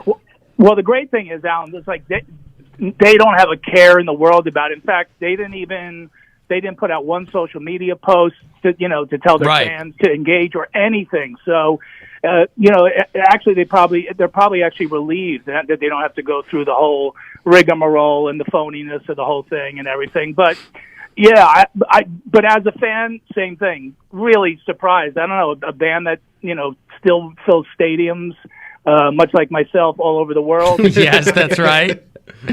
Yep, the Don Jameson Iron Maiden tour. If you didn't see that, he opened for the Power Slave tour in '84, I think. It was incredible. He took time off from high school basketball to go out and open for Iron Maiden. It's dynamite.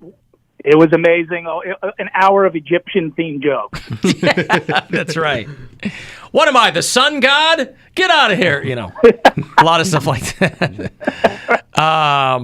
So Don Jameson is doing the weekend at the Funny Stop in Cuyahoga Falls, and I know this because Pete tweeted about it, and Don was kind enough to revise the time that he was calling today. But there should be a separate account just called Pete's Tweets, where irrespective of what's going on at the club, he can just get his innermost thoughts out on social media. I like when he gets into Lebanese politics on my favorite Funny Stop official Twitter site. Sure. That's always something as an audience member. I go, this is the club I need to explore. Well, you could probably learn a lot of things, right? Well, yes, absolutely, and there's nothing wrong with learning. But yeah. I might back off a few of the political tweets. And maybe, I don't know, learn to spell the headliner's name right. I'm just throwing that out there. Listen, you market the way you want to market. He's going to market the way he wants to market. Yeah, that's right.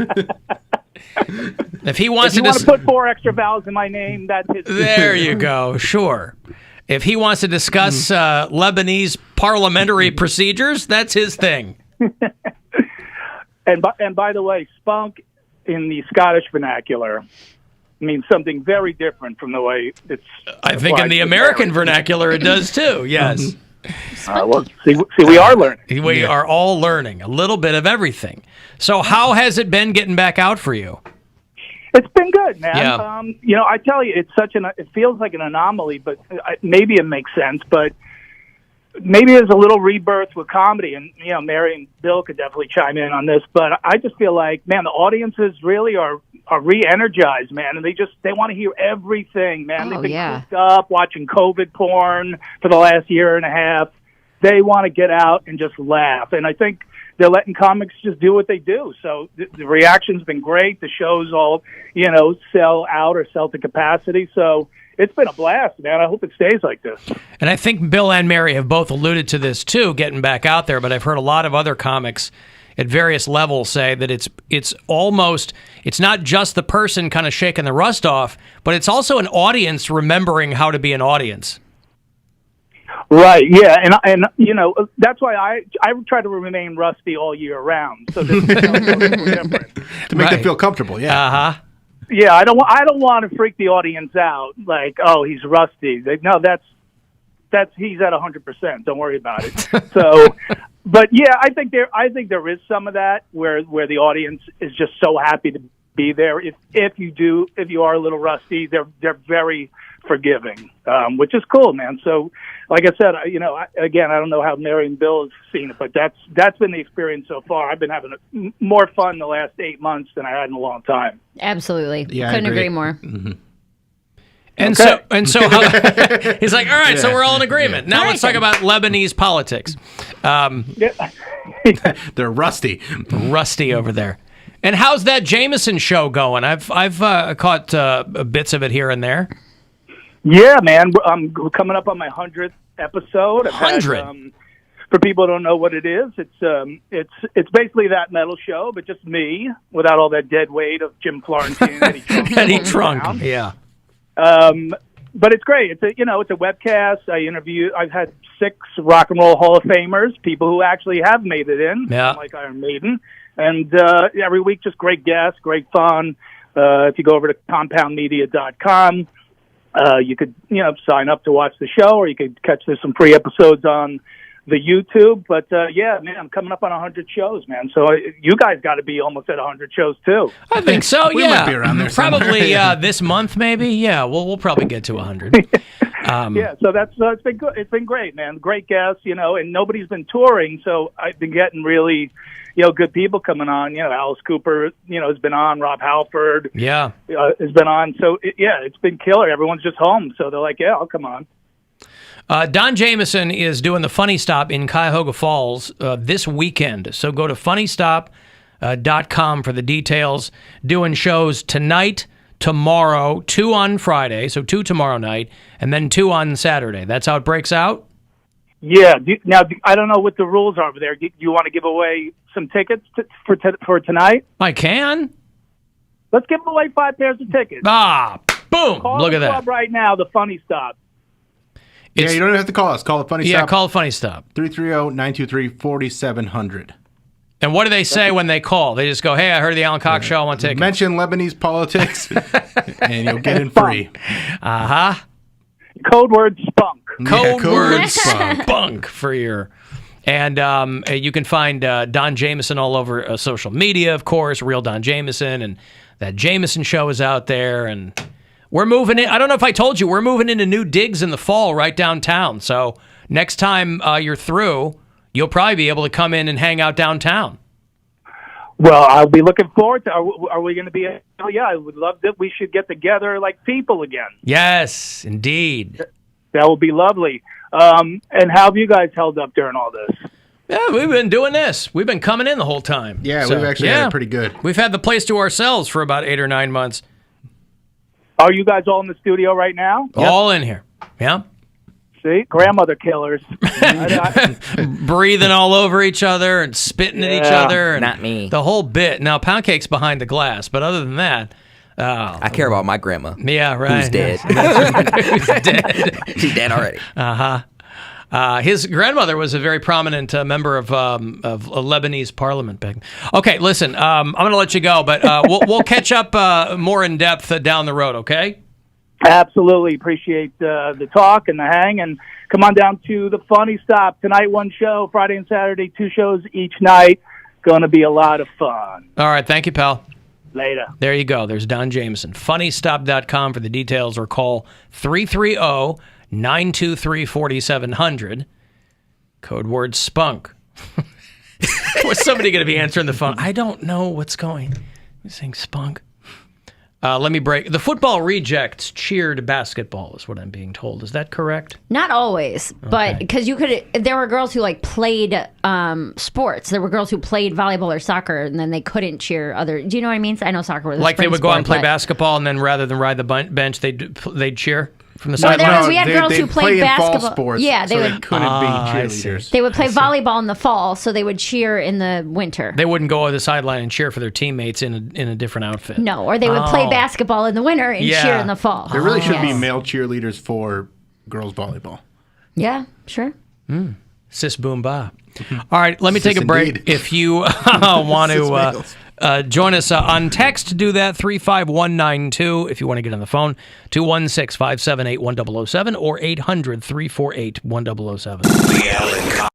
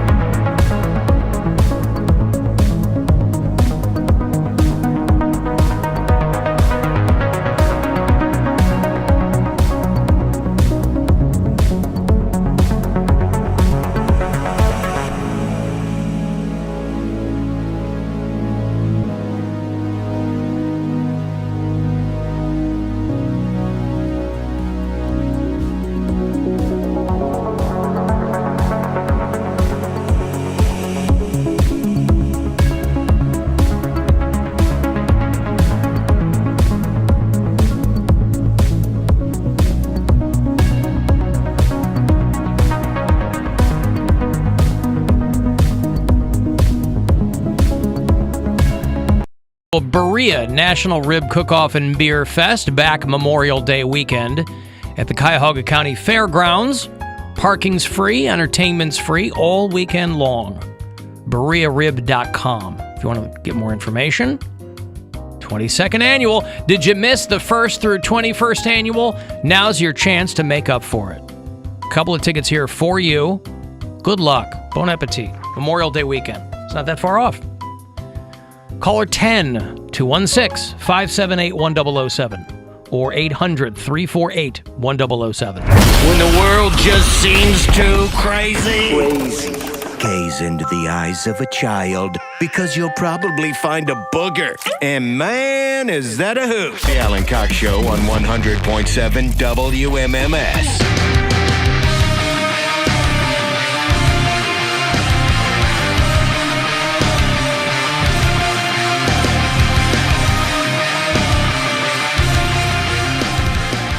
35192. If you want to send me a text.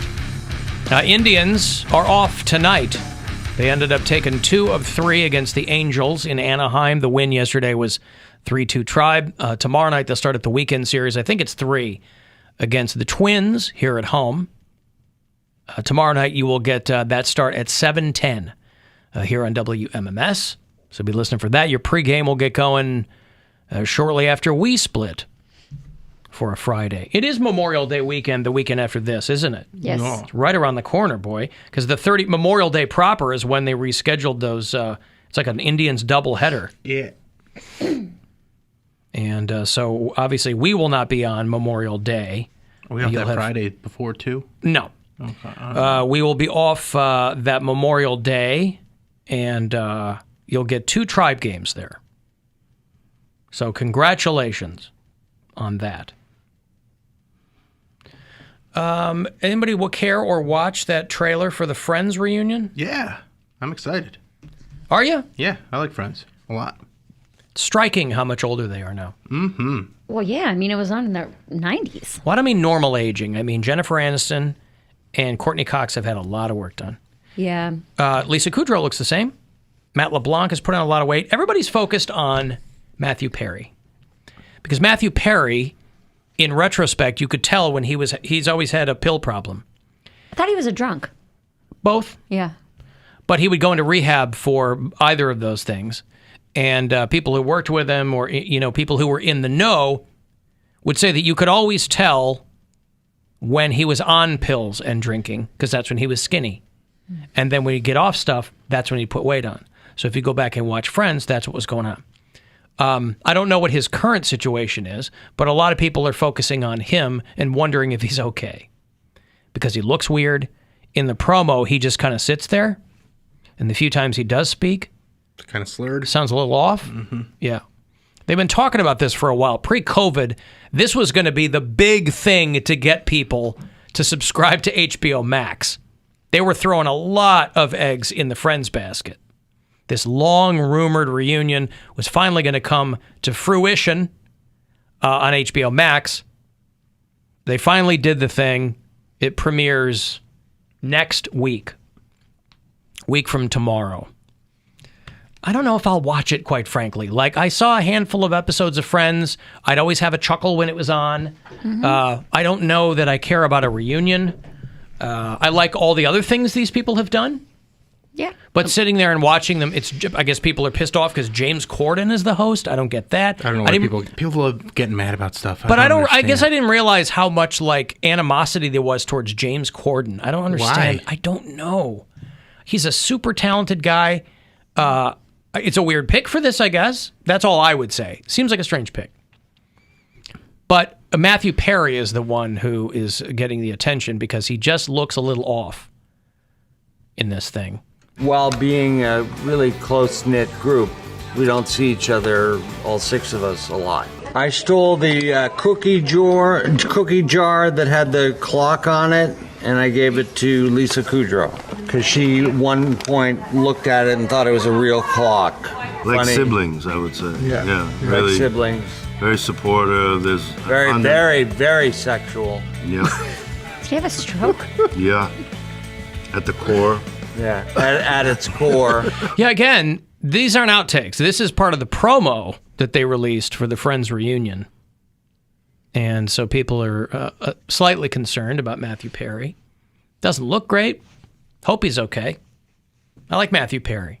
Yeah, he had, I mean, he had a run of shows that didn't last long, but I thought they were funny. He had a bunch of shows, but then he was in a bunch of movies, too. Yeah, when Friends blew up and they all went to do movies, he was in, like, Fools Rush In. Do you remember that? I remember that Where one. he knocks up Salma Hayek, and then they got to figure out how to make it work. He was in Whole 9 Yards with Bruce Willis. Right, and that was like a huge... Yeah. Those were huge movies. And then 17 Again. With Zac Efron. Mm-hmm. But, yeah, every time Fools Rush In is on, I'm like, oh, that's kind of a sweet movie. Like, he's young. By the way, Salma Hayek apparently almost died from COVID. Yeah, I saw that. That's insane. Holy camole. I didn't know that. I don't want to live in a world where Salma Hayek dies from coronavirus. Mm-hmm. Thank God. Those luscious, pendulous breasts. This woman is married to a French billionaire, doesn't need to do anything, doesn't need to keep herself up, but she does. Check and check. She said she had gotten so bad she was put on oxygen and was alone in a room for 7 weeks. That's insane. And her doctor begged her to go to the hospital because it was so bad. She said, no, thank you. I'd rather die at home. Wow. She said she has since returned to work, but has said that she has not been able to regain the energy that she once had.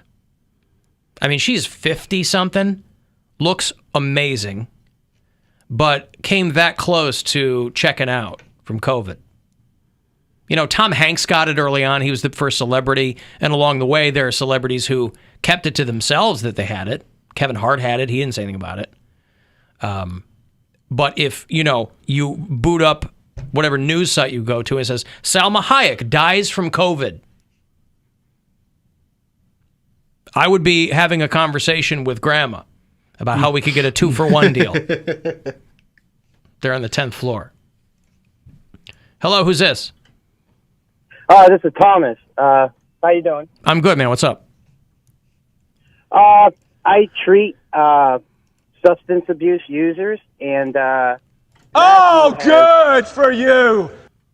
I know Matthew has all the signs of him abusing something, but who knows what it could be? But that's what that's what the focus is really being put on. But why does it have to be abuse, though? No, but also, well, he's on medication. Because he already has a history. Yeah, of it. he's prone to that, I guess, is what, But also, I'm just very obvious.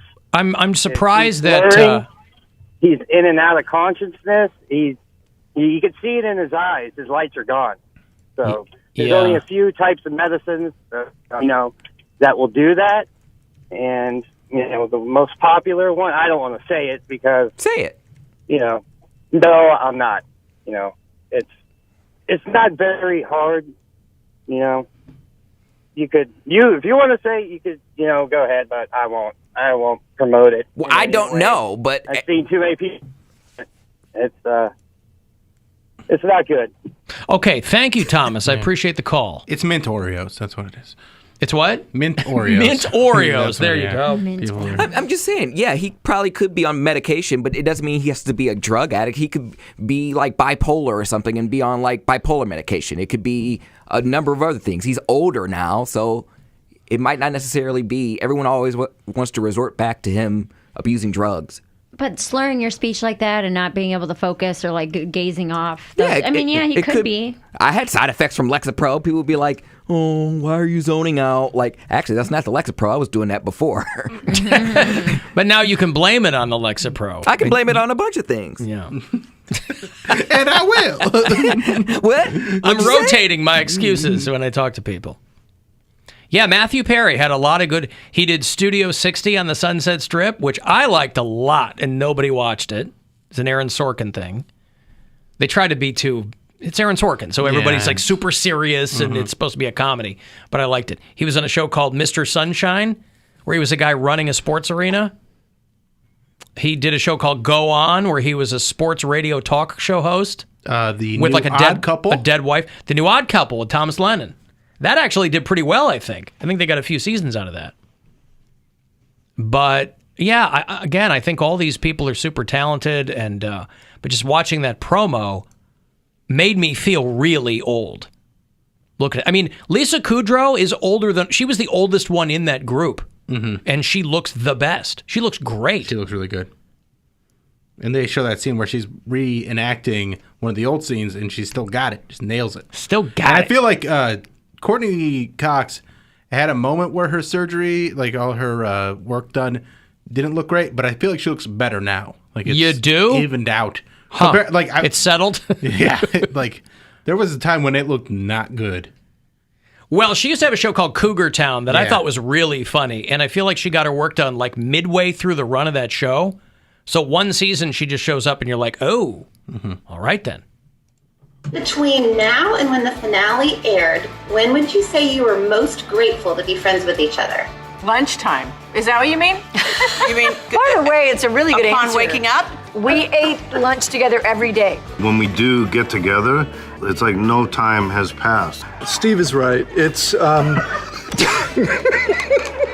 What would you say is your favorite thing you stole from the set? A dress that Monica wore that I went into her line of clothes and I pulled it out and I still have it and wear it to this day. I stole an I Love Friends license plate frame and put it on Schwimmer's car, and it took him a week to realize. I didn't steal anything. You did. No, it was given to me, the cookie jar. Oh, okay. I stole the cookie jar that had...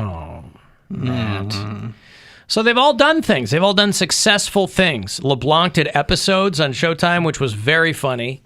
Lisa Kudrow had to come back. He had that other show on CBS for a bit, too. Like Man with a Plan. Man with a Plan, He did Top Gear, yeah. I kind of like that he's like put on the weight and he just is like, yeah, I'm 6 years old. I'm going to be Fat Joey. But he is, though. Yeah. Like for a while, he kind of looked like he was kind of trying to do maybe the barrel chest thing. This promo, he's got like a belly. Yeah. He's 60. He's not that old. I don't know. LeBlanc? I mean, maybe not. They're quite all 60. mid-50s. If they were in their 20s in the 90s. I feel like they're all a little bit older than me. Matt LeBlanc's 53 years old. Okay. Yeah. Kudrow, I think, is the oldest one out of all of them. He looks the way Joey should have looked with the way they Had him portrayed his eating. eating on that show. Yeah. It's because he was Italian, Bill. So Joey, you ever watch Sopranos? They're not skinny. Pasta Uncles? Oh, Yeah. boy, we're halfway through season 2. Nice. Say what? Joey, whatever.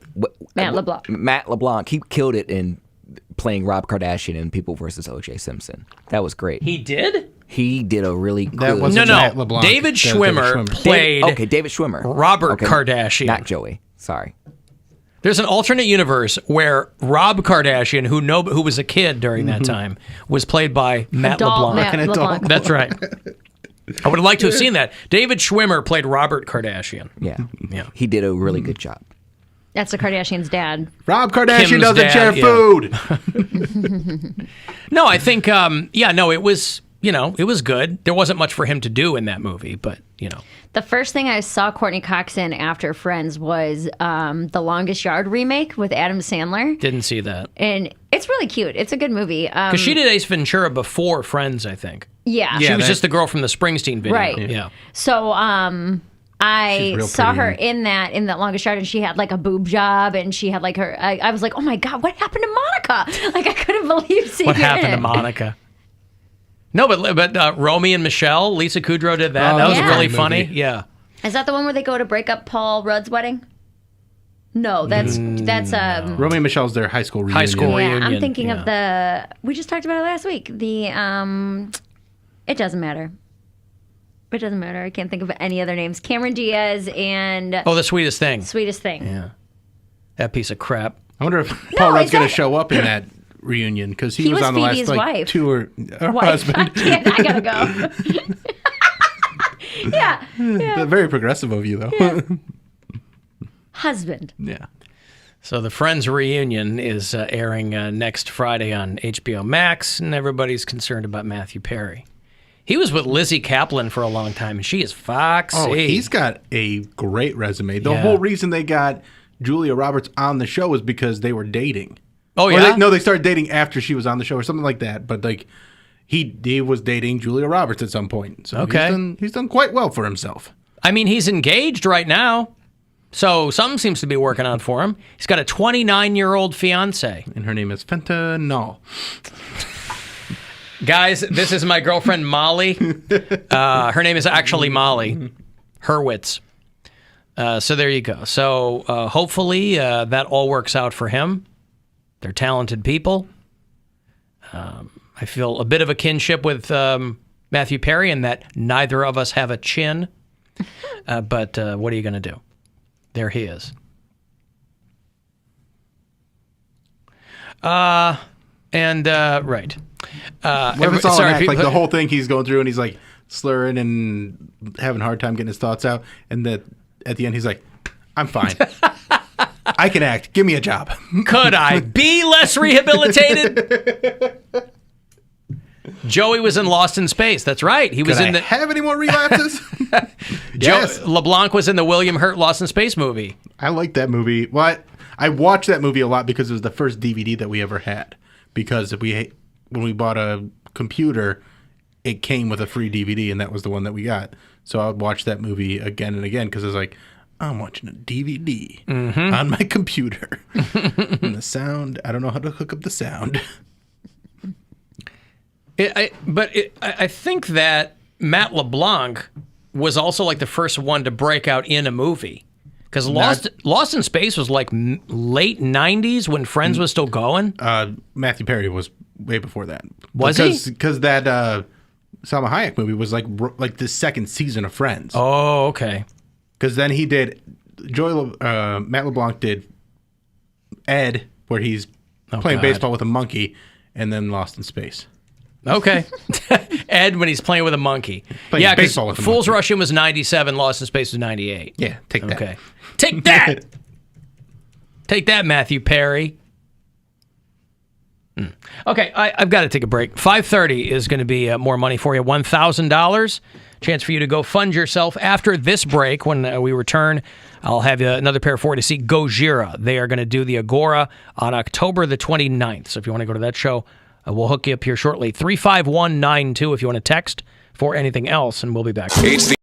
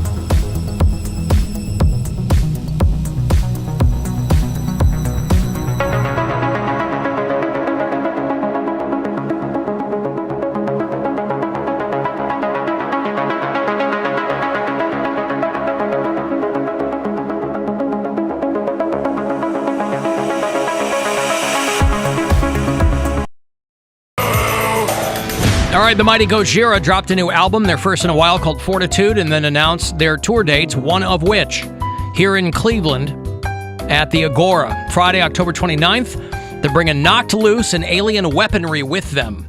If you are not down with those bands, you should be by the time the show comes through.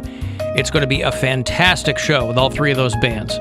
So you want to go see Gojira at the world-famous Agora. Tickets are on sale, axs.com. Check it out for yourself. Otherwise, be caller 10.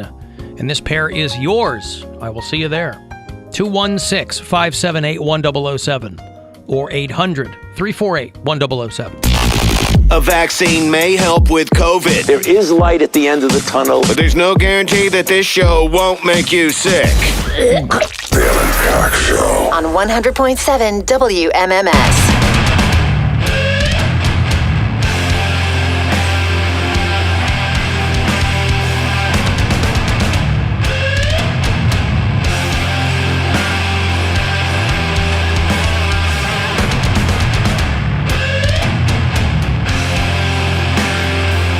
$35192 if you want to shoot me a text, alancoxshow.com for everything else. You can watch live there.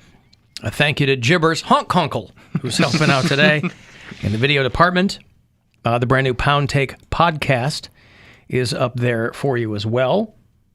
New episode of the Bill Squire Show there too? Tomorrow. Tomorrow, right. Tomorrow, talking to Dave Williamson, who is a comedian and also a well-known barbecue guy, and he's doing a whole tour where he goes to different barbecue places, does stand-up, and then serves some of his meat.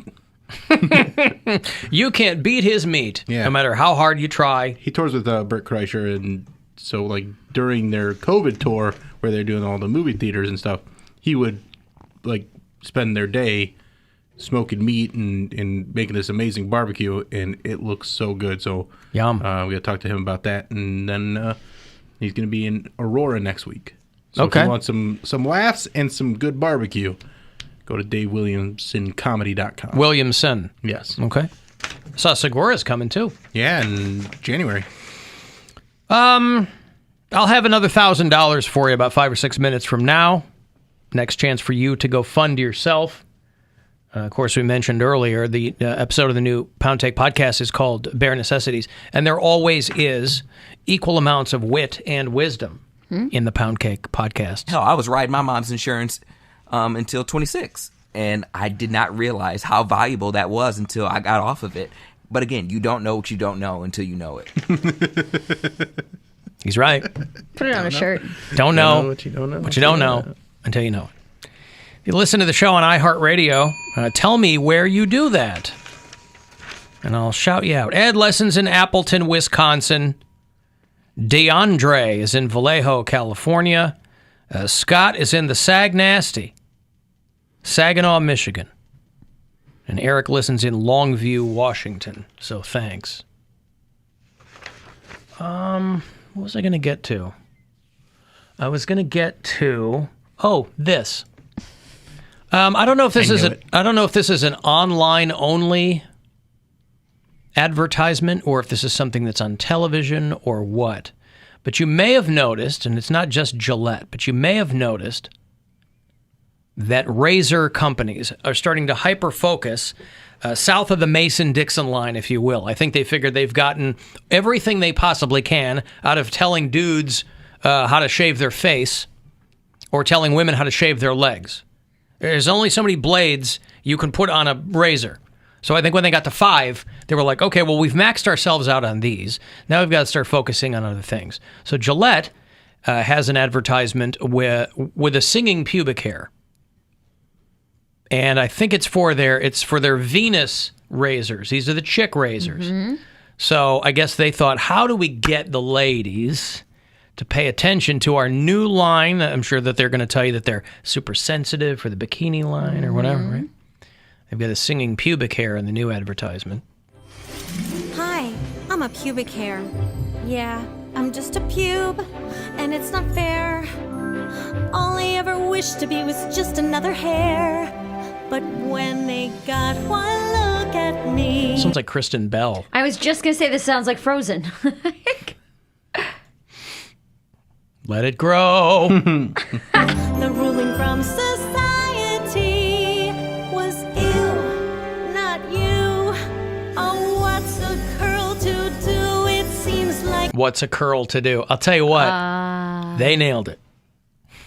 Now, again, I don't know if this is just something that they're doling out to get people excited about their brand new razors. I certainly know that I am, but... Do you want to be an ingrown? All the ads are showing perfect skin and shiny hair. But what about this other world inside your underwear? Imagine the girl who gets this audition. Yeah. Gets the part. Gets it. I would be so happy. Of course, well, it's a paying gig, so who cares? Yeah. But it would be funny. Like, Mom, I'm singing in a commercial. Oh, my God, what is it? I'm a pube. Your family's all sitting around like, okay, Stacey's commercial. Everyone, Gina, come over, sit down. You got your popcorn. Let's gather round. You're like, you're a pube, Gina? Yep. She's a short and curly. That's my girl. That's my baby. Really can seem pubic. No need to be ashamed. It's even kind of therapeutic. Why the mass hysteria about the pubic area? There's nothing diabolical about this little follicle. So take care. The production value. The what? How many razors does he need? How many boys? How many girls? The production value is great. 5,700 short and curlies. Bear down there, whichever way's your way, it's all okay. Mm-hmm. So there you go. The Gillette ad for their Venus razors, the singing pubic hair. I have a girlfriend who... It's from the new production Naked. Oh, Go ahead. Follow that, Mary. Hey, I have a girlfriend who writes commercials a lot. She's like a freelance writer, and commercials is like one of basically what she does the most. And these are the things she will call me, and she'll run ideas by me sometimes just to be a sounding board. And like I feel like this is when she'll call me and be like, they didn't go with my pitch, they went with a friggin' singing pubic hair. Yes. Where she's like a really talented writer and comes up with these great like off the wall ideas. They go with the singing pubic hair. Imagine the person who pitched this as a goof. Yeah.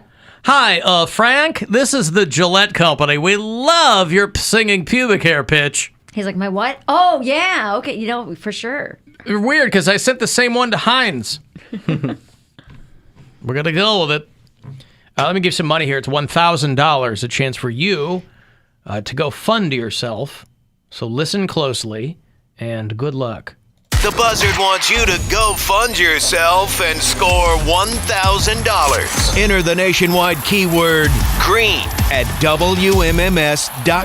That's green. Enter it now at WMMS.com. And good luck from Buzzard Radio. I do coke so I can work longer, so I can earn more, so I can do more coke. I do coke so I can work longer, so I can earn more, so I can do more coke. They just can't stop cocaine from washing up in huge amounts on the beaches and shores of these great United States. I heard from one of our bureau chiefs who is down in the Gulf Coast area. We have somebody in Mobile. I know we have bureau chiefs in Pensacola. And pretty much in between those two, it's about an hour from each, right on the Alabama-Florida border, is Gulf Shores, Alabama. And they said 31 bricks of coke washed up on the beach. Did they steal them? And so I always wonder, well, I mean, there's a photo of it in custody with the cops, so somebody called. It's probably 50 bricks and they left 31. Like, oh, there's 31. Yeah. 31 bricks, about $1 million in value, washed up on the beach. And I don't know anything about drug trafficking at this scale. But I'm always curious, like, what was supposed to happen there? Is this something that fell off a boat? Or they're like out of gas, so they're just trying to what dump happened it? there is that was we someone's got life. Some ballast. What? That cost someone their life. That's what happened there. Like they lost it, or someone stole it, and someone died over that. Well, let me ask you this, though. Do you think that in the grand scheme of the cartels or whoever's running drugs, $1 million doesn't seem like a lot of money? $1 million is something. I mean, $1 million is $1 million, but, yeah. So it just washes up on the shore. Somebody calls it in. Multiple calls about the packages. So a lot of people are calling. And here's the thing. If you were by yourself on the beach, you'd have to be you'd have to have a lot of intestinal fortitude to not have a flash of a thought. I could put that under my arm and walk somewhere, and I'm sure I know somebody. Yeah, there's who can 30 fence to this. 31 bricks of Coke. Guys, there are 27 bricks of cocaine. Kidding, I'm sorry, they're floating. Are just, it's hard to count. the waves are obscuring my view here. So a bunch of people called, so they turned them over to U.S. Customs. I'd be more afraid that the cartel would find me selling their drugs and they would kill me than I would be. Then I would be about going to jail, right? Like I'd be less afraid of like the repercussions of American police than of the cartel possibly finding me selling their drugs. Like, okay. Give me 10 years. Who cares about that? Right. I can serve drug time. That's not even like a maximum security prison. Right. But you're talking about being beheaded right. and then hung by the side of a bridge? Yes. No, thank you. Here's your money. I'll be a little duffel bag boy. Just don't kill me. I would return it to the cartel and be like, hey, I found this. I just wanted to make sure you guys had it. I didn't call the cops. I don't even need a reward or anything. I just How do you know who's the cartel? It's not like they have a tattoo. Like, hi, I'm cartel. They have a mailbox that says cartel on it. It's stamped on the side of the cocaine. It says, if you find me, call this number. The cartel. Please return to the cartel. There's only one cartel. Hi, I'm cartel. One cartel lane. No, not Cartel Avenue. We're over on Cartel Lane. Don't be giving our drugs to somebody else. They call the band cartel. They're like, do you guys have anything? Hey, I know you guys haven't done a song in a long time, but we really enjoyed what you did do. Did you guys lose a lot of cocaine? I know you're from Georgia. Chance. Yeah, okay. Being honest. Mm-hmm. They were in like one of those, that was from one of those MTV Making the Band things or something? Were they? I don't think. No, so. I thought they were one of those MTV type bands. I like Cartel, the band. I don't know if I know any other song other than Honest. That was them, right? Or Wasn't that it? Yellow Card? I don't know. They all meshed together during that time. There was like Please don't mind what I'm trying to say, but I'm being honest. Jesus, when you sing these songs, I mean, even if they're legitimately good songs, you just murder them. What if this is a song I'd like to listen to? No, I can't. I can't. Well, then don't. No, I can't. You're cheating yourself. Cheating myself. My singing voice is probably what made Mary jealous of me. You're right. That is what it was. She's being honest. Yeah. It's called Honestly. I think that might be the only one I actually. All right, well, there you go. It's a good one. It's pop punk. Well, which is it? Pop punk. He was a cute guy with blonde hair and a yellow guitar. I'd never seen a yellow guitar before. It was cute. They're washing up in that area due to ocean currents.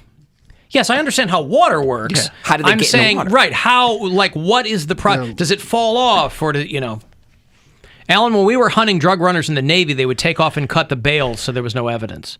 So that is an answer to my question. Ah. They're getting rid of it. Right. Someone still died over that. $1 million is $1 million. $1 million. So I don't know how cartels work, obviously, but it's like. Well, it's essentially like, I'm guessing. This is my pound cake knowledge here. I don't know what I don't know, but I know some people that know some things. It's almost like a pyramid scheme.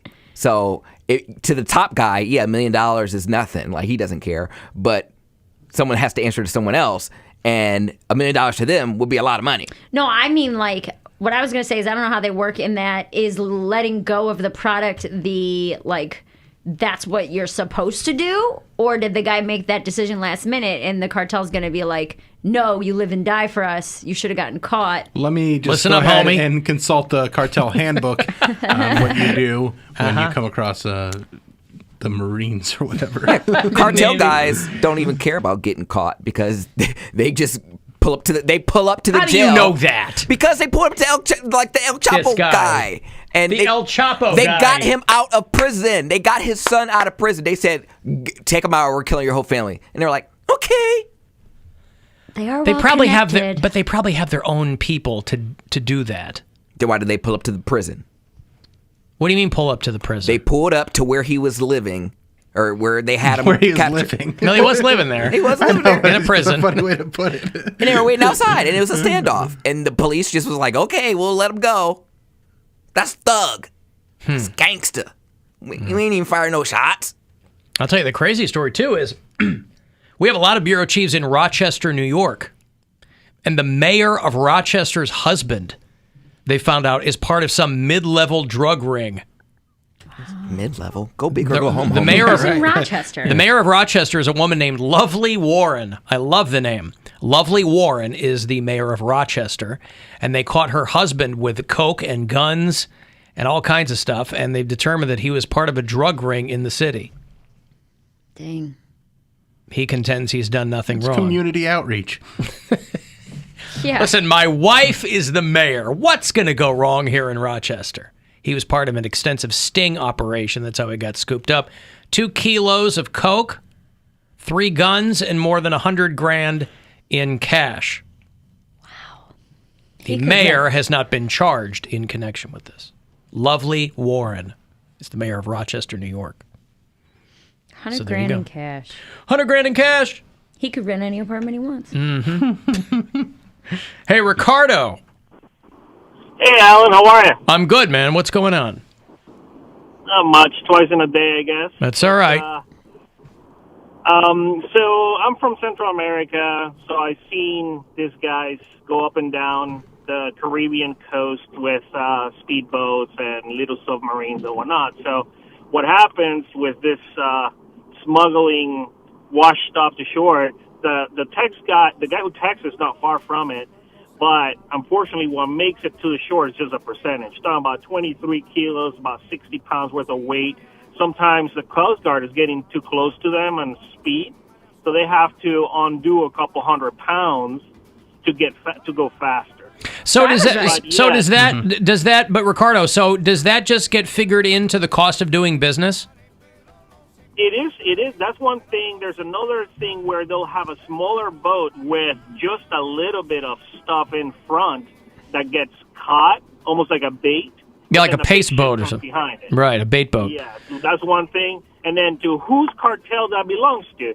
Each kilo is marked with whatever Juarez, whatever whatever cartel it is, and it's not like they can. Sometimes they can get it back one way or another if somebody's like watching, but usually you see that with airplanes though. So they'll have like the Cessnas flying really low, and they'll dump let's say 500 kilos in a village in the mountains in whatever city, in Mexico, whatever.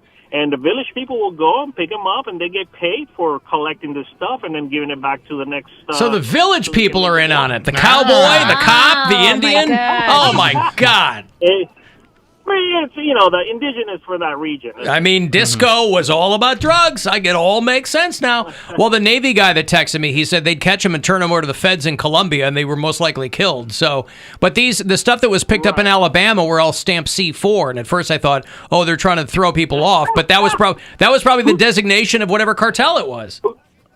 Who tried that? Yeah, I don't know. They're like, oh, we call it C4 because this coke's the bomb. You're gonna blow it right up your nose. Blow your mind. Right. Perfect. Yeah. Okay, thank you, Ricardo.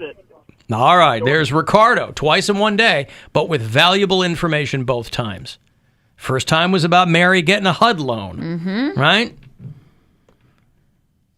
And that stands for hot under your dress. That's when you're on WikiFeet. Whatever. Start doing cam work.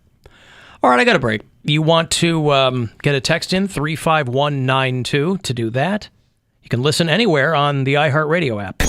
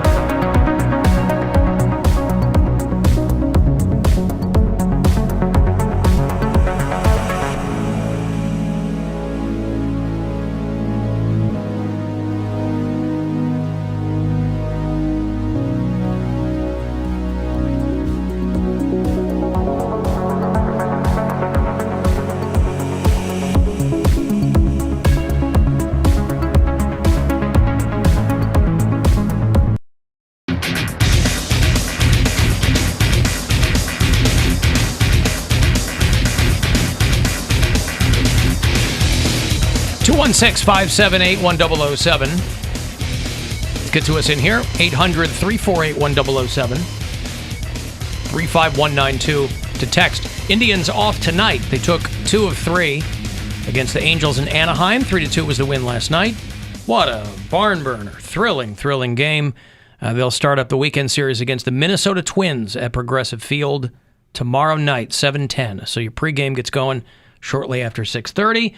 Remember, all this month, and you got a few days left in it, you can use a promo code FLOWERS for anything you want 20% off of at CLE Clothing Company. So keep that in mind. If you're dipping into one of the stores, you can use it at checkout. If you shop online, you can use it too. FLOWERS is your code for May.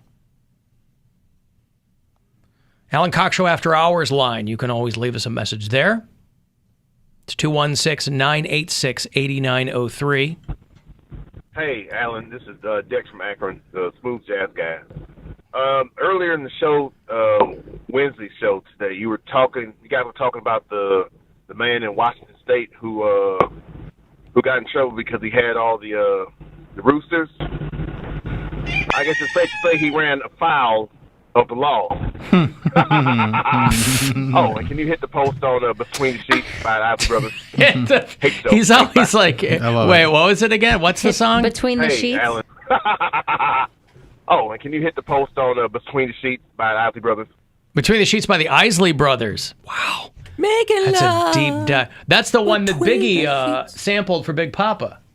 Oh, what? Yeah, isn't it? Yeah, Between the Sheets. I didn't know that song early was that 80s. old. Yeah, I think early 80s is when the Isley Brothers have been around forever. I remember You're Contagious. That was when I was in, gosh, that's one of my earliest songs that I remember. Was Between the Sheets? No! Oh, that's the one that we're talking about. I'm talking about You're Big Contagious. Papa. No. What the hell are you talking about? By the Isley Brothers. Okay. Because I was like, the Isley Brothers have been around forever. Yeah. And I remember that song when I was in like 2nd grade. You're contagious. Touch me, baby. One of the most underrated rock records of all time was 1990, and it was Ernie Isley. It was called High Wire, and he put one album out. I don't know if he's bored or what. He's a phenomenal guitar player. So it kind of had that Isley Brothers guitar sound, but they were all rock songs. He only did one. I don't even know if it's in print anymore. Did it do well? I don't think it did. It is one of my favorite albums ever.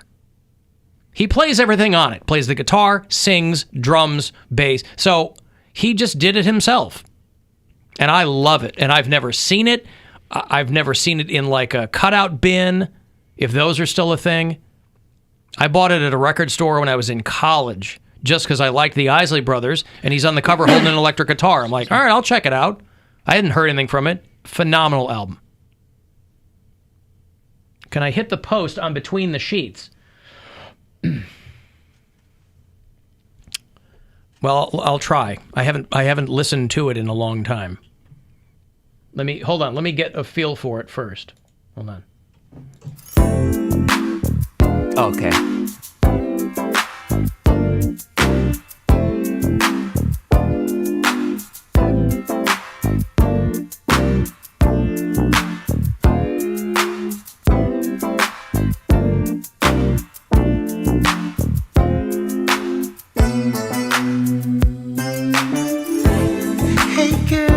Okay.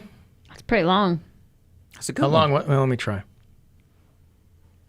100.7 WMMS. The Isley Brothers are pride of Cincinnati, Ohio. Everybody's got their favorite Isley. Ernie is mine.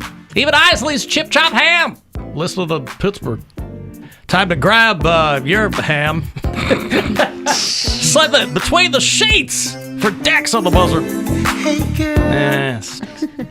That voice and that song don't really go together. Yeah, you got to do a little more You're like like, a smooth hey, jazz. everybody, you're listening to WMMS. Oh, well, that's. That would I be see. you, Mary, because you're all like, that would be like, they always put the girl as the smooth jazz girl, or like the quiet storm. Oh God, it was the station that I ended up selling for. It is long flipped. But when I was off the air in Chicago, I started selling for the smooth jazz station. It was WNUA. It had been one of the only successful smooth jazz stations in the entire country. And the night girl was this woman, Denai Alexander. And everybody thought she was black just because of her voice. Well, they did. They did. You know, it was like, it's like Bobby Caldwell. You remember that song, What You Would Do for Love? Bobby Caldwell was the guy who sang it. And everybody's mind was blown when they found out he was a white guy. They tried to keep it on the DL because it was such an R&B song back in the day, but they'd put him on tours with like Phoebe Snow and all these other people, and he'd come out and the crowd would go bananas because they thought it was whatever.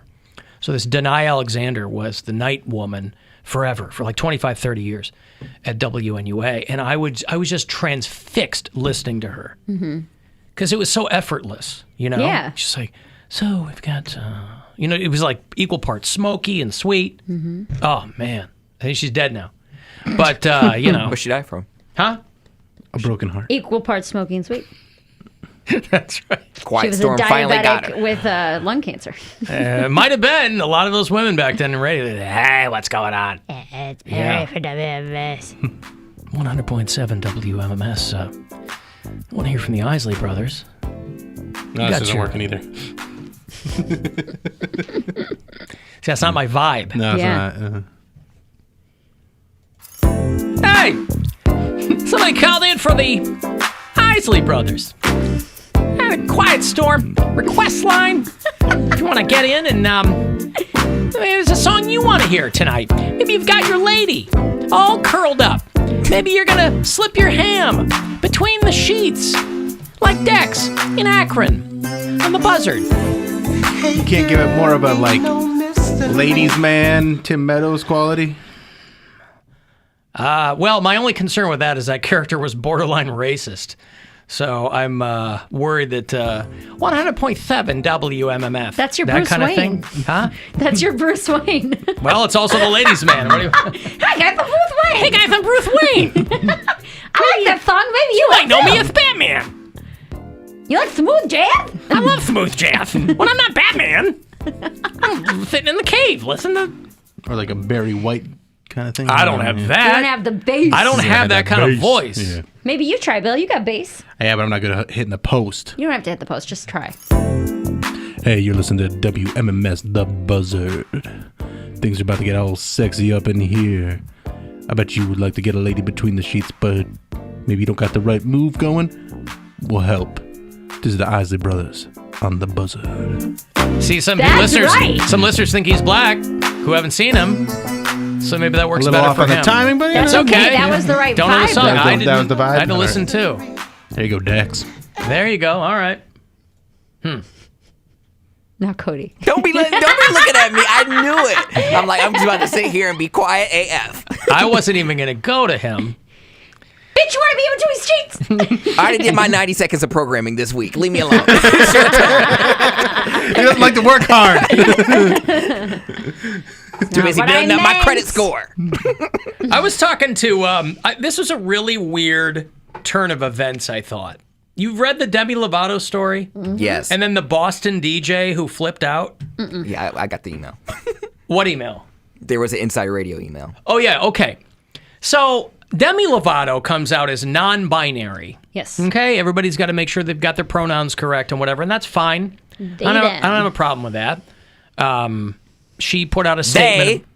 I'm sorry, they put out a statement about it. But you're right. I mean, these are, I don't want to, you know. Over the past year and a half, I've been doing some healing and self-reflective work. And through this work, I've had the revelation that I identify as non-binary. With that said, I'll officially be changing my pronouns to they, them. I feel that this best represents the fluidity I feel in my gender expression and allows me to feel most authentic and true to the person I both know I am and still am discovering. So, Demi Lovato, listen. This little peanut has been going through some things. And if she's come to the conclusion that this is who she is and who she wants to be, there's nothing wrong with that. Who they are, who they want to be. Who they are and who they want to be. Again, I simply request from people who change up their pronouns that we're given a little bit of leeway to get up to speed, right? Well, it takes time to make that adjustment. Takes a minute. So, everyone's got opinions on these kinds of things, and some people are of the mind that coming out as gay is not hip anymore. It's kind of played out. But if you come out as something else, People pay attention to you, whatever. I don't care what somebody wants to be referred to as. There's a guy in Boston. This is no scrub, by the way. Undeniably, the top guy in Boston. He goes by Matty. Matty in the Morning. He's 71. He's one of Chris Tyler's morning shows. Remember Chris Tyler, who used to be our boss here? Of course. They called him Ball Rag. Doesn't recall. On the morning show. What? I don't recall. Chris Tyler is he's the boss in Boston now for this company. And so Matt Siegel is one of his morning shows.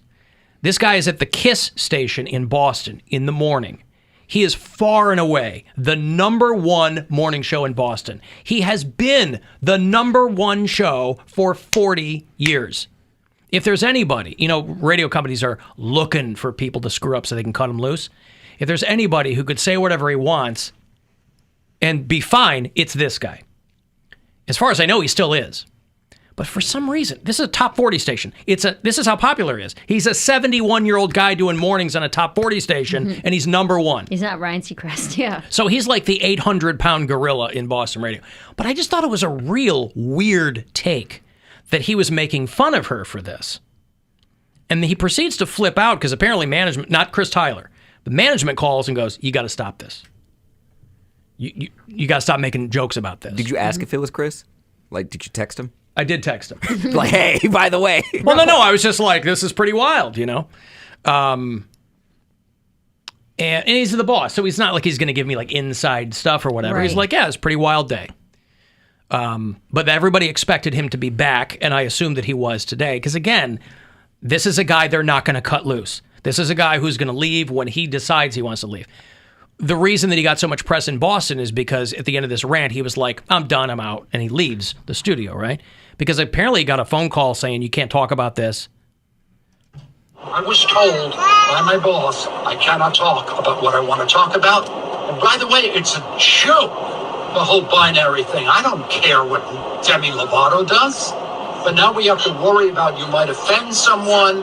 This was the Maddie in the Morning Show, the number one radio show in the history of Boston radio, okay? I am the biggest of all time. And they said, shut up, Matt. Stop talking. Well, I hope you're happy because I just stopped talking. Maddie out. Maddie I don't know if I'd say Maddie out if I'm 71. But again, and apparently he backtracked pretty quickly, and management made it very clear they had no interest in firing this guy because he's like, I'm sure he's the rainmaker there at this radio station. I just thought it was a weird, because another part of these interviews he was doing, like the Boston Globe, and he goes, look, when I was anti-Trump, people were complaining about that, and now I got people on the other side mad at me because of the Demi Lovato thing. So I get where he's coming from. So it was a weird take. Like, who cares? Go to the mat for that. People get fired up over it. But on a top 40 station, like, you're going to end up talking to Demi Lovato. Yeah, she will come here and do a show. Which is good. I mean, you get huge listeners for that. Oh, they are going to come through and do a show.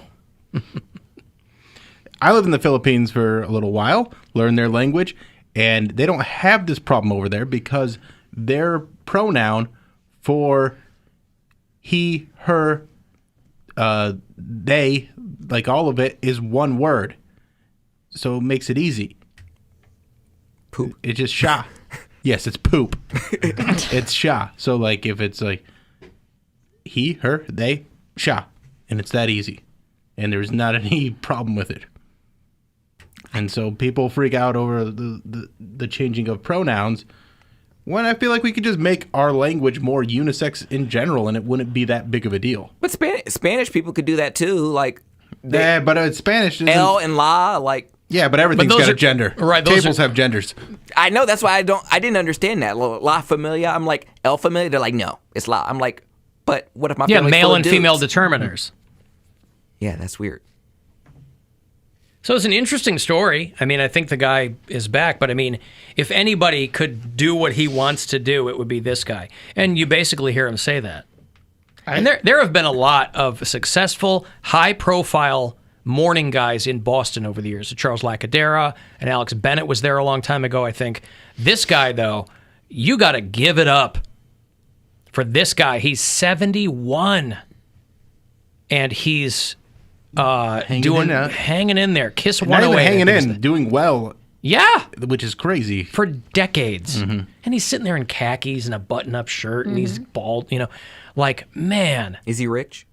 Oh, Nope. I'm sure No, he's he been is. doing it for free all these years. I didn't say he was doing it for free, Bill. I'm sure he is. I mean, again, stations are looking to just get rid of people at this, and I'm sure that's why the bosses called him and like. But I just thought it was a weird take on his part. I assume he meant that he was joking. He's like, I'm joking. I don't care. Yeah, but when you joke about that, it diminishes the whole idea behind it. I just don't like Demi's hair. That's my It's main real problem short with the whole bangs thing. on her right now. Them. Sorry, them. They've got real short bangs right now. We're right into that. They're stealing my bowl cut look, and I don't appreciate it. Yeah, I mean, they was so pretty that They are still very pretty. They was. They was pretty. They were. It's not the pronouns are screwing him up. It's grammar It's the that's screwing him up. Yeah, I get the pronouns correct. You know but when it comes the to- tense doesn't change when you get. It They don't. was pretty. It be like it be what it do. You don't know what you don't know till you know it, and I didn't know. That's true. He said, I'm against her binary thing. I think she's a troubled woman, and a lot of young people are taking her seriously, and it bothers me, is what he said. Why is taking someone I don't know. That's why I seriously- thought it was such a strange take. Because listen, I'm never gonna. You can't always chalk it up to, oh, he's an old guy, right? If you're at that kind of radio station and you're around that audience, there's a part of that will keep you young-ish, Right. Right? Or at least informed. Informed. You're kind of right. You know what's going on. Yeah, you know what's going on. I just think opportunities or situations like this give people, you have choices to make. You can say, I don't understand that, so I'm going to mock it. Or you can say, I don't understand that, so maybe I'll try to learn from it. And being in the position that I've been in with a transgender son, I'm more sensitive than a lot of people. But even before that, I still think it's one of those things where it's not my style. Like, I don't want to attack the non-binary people because I don't understand what they're going through. And so I want to look at it and say, what can I do to make this person feel more included? And if it just means saying they, them rather than gendered pronouns, it seems like a pretty simple thing for me to do to include people and make them feel more comfortable. It's not even an inconvenience Exactly. to you. People don't think it be like it be, but it do. Poundcake's right. Go ahead, Cody. Well, I was just curious about Bill's son. Before your son transitioned, did he prefer to be called she or them? Like, Well, he didn't was he talk worried about his about pronouns it. back then? No, he wasn't really worried about it. But when he transitioned, he wanted to go by he and his. So he wanted to use male because he sees himself as a male. But we've done meetings and I've been to situations where there are people that have the more gender fluid outlook and have that feeling, so they prefer they them because they just don't feel one way or the other. They just kind of want that more neutral pronoun. And I see how happy it makes them when you use their pronouns correctly. So I want to contribute to that rather than try and drag them down. And they already have it hard enough as it is. That's what I'm saying. So when people go, oh, I don't get this isn't a real thing. It's like, to you it's not, but to them it is. Who would want to live their life that way in fear and constant ridicule and just anguish and not getting equal rights, equal anything. And constantly being told that what you're going through isn't real. Yeah. Like to constantly have people say, oh, because I don't understand this, what you're going through isn't a real situation. And that is so dismissive and so damaging and something that goes on in so many different ways in our society. So to me, one of the weakest things you can do is punch down at these people.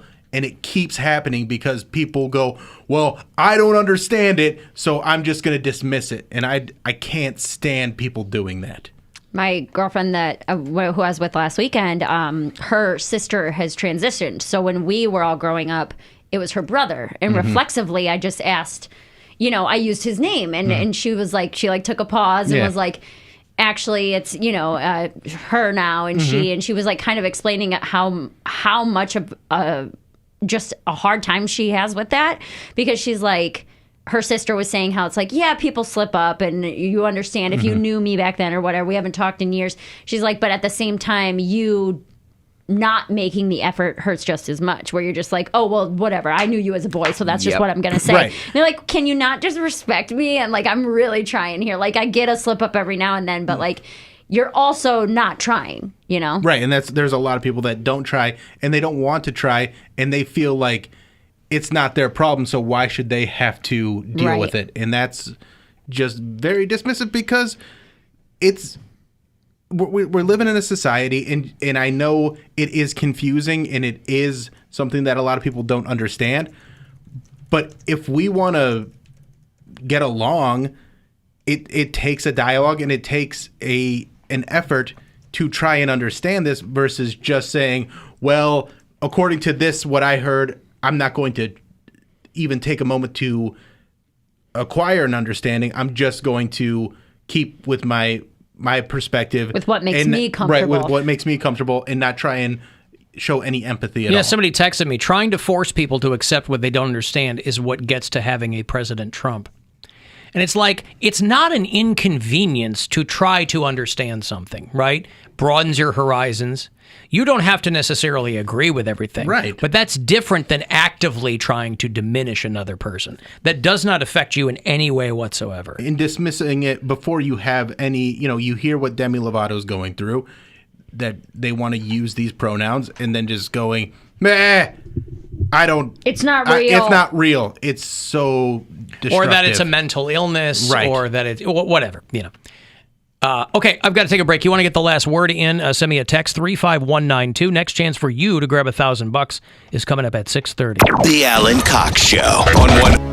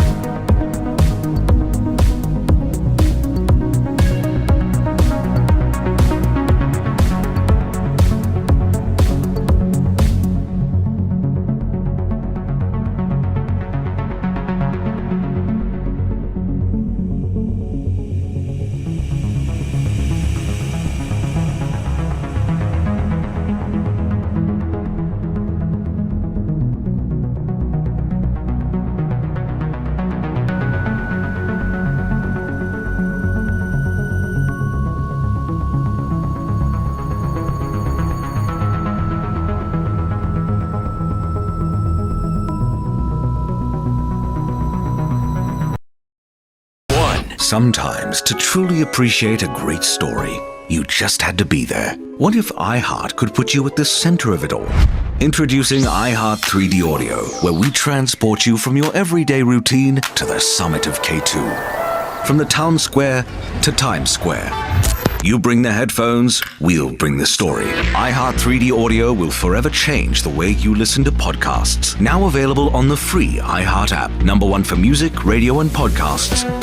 All in one.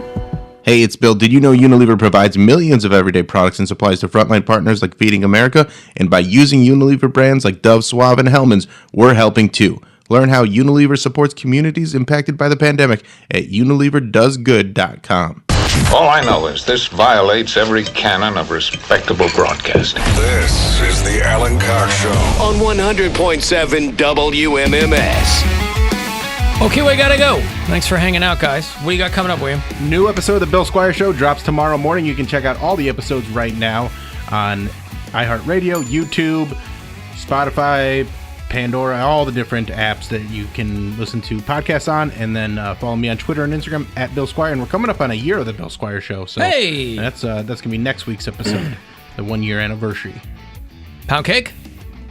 Radio Cody B on Twitter and Instagram. Latest Poundcake podcast at AlanCoxShow.com. Okay, cool. Thanks, guys. I'm out there at Alan Cox Show. You can listen to this program anytime on the iHeartRadio app. You can watch it on our YouTube channel, which is The Alan Cox Show. And anytime you want to drop us a message, you can. The After Hours line, 216-986-8903. You're a few minutes away here from another $1,000. Tribe are off tonight. So Rachel Elliott is next, I think, after 6:30. And we'll reconvene with you tomorrow for a Friday around 2 o'clock. And that's it. Thanks, guys, very much for hanging out, and I will see you in hell. And now I must leave you as the Brady Bunch is on, and I find 4 of those children incredibly arousing.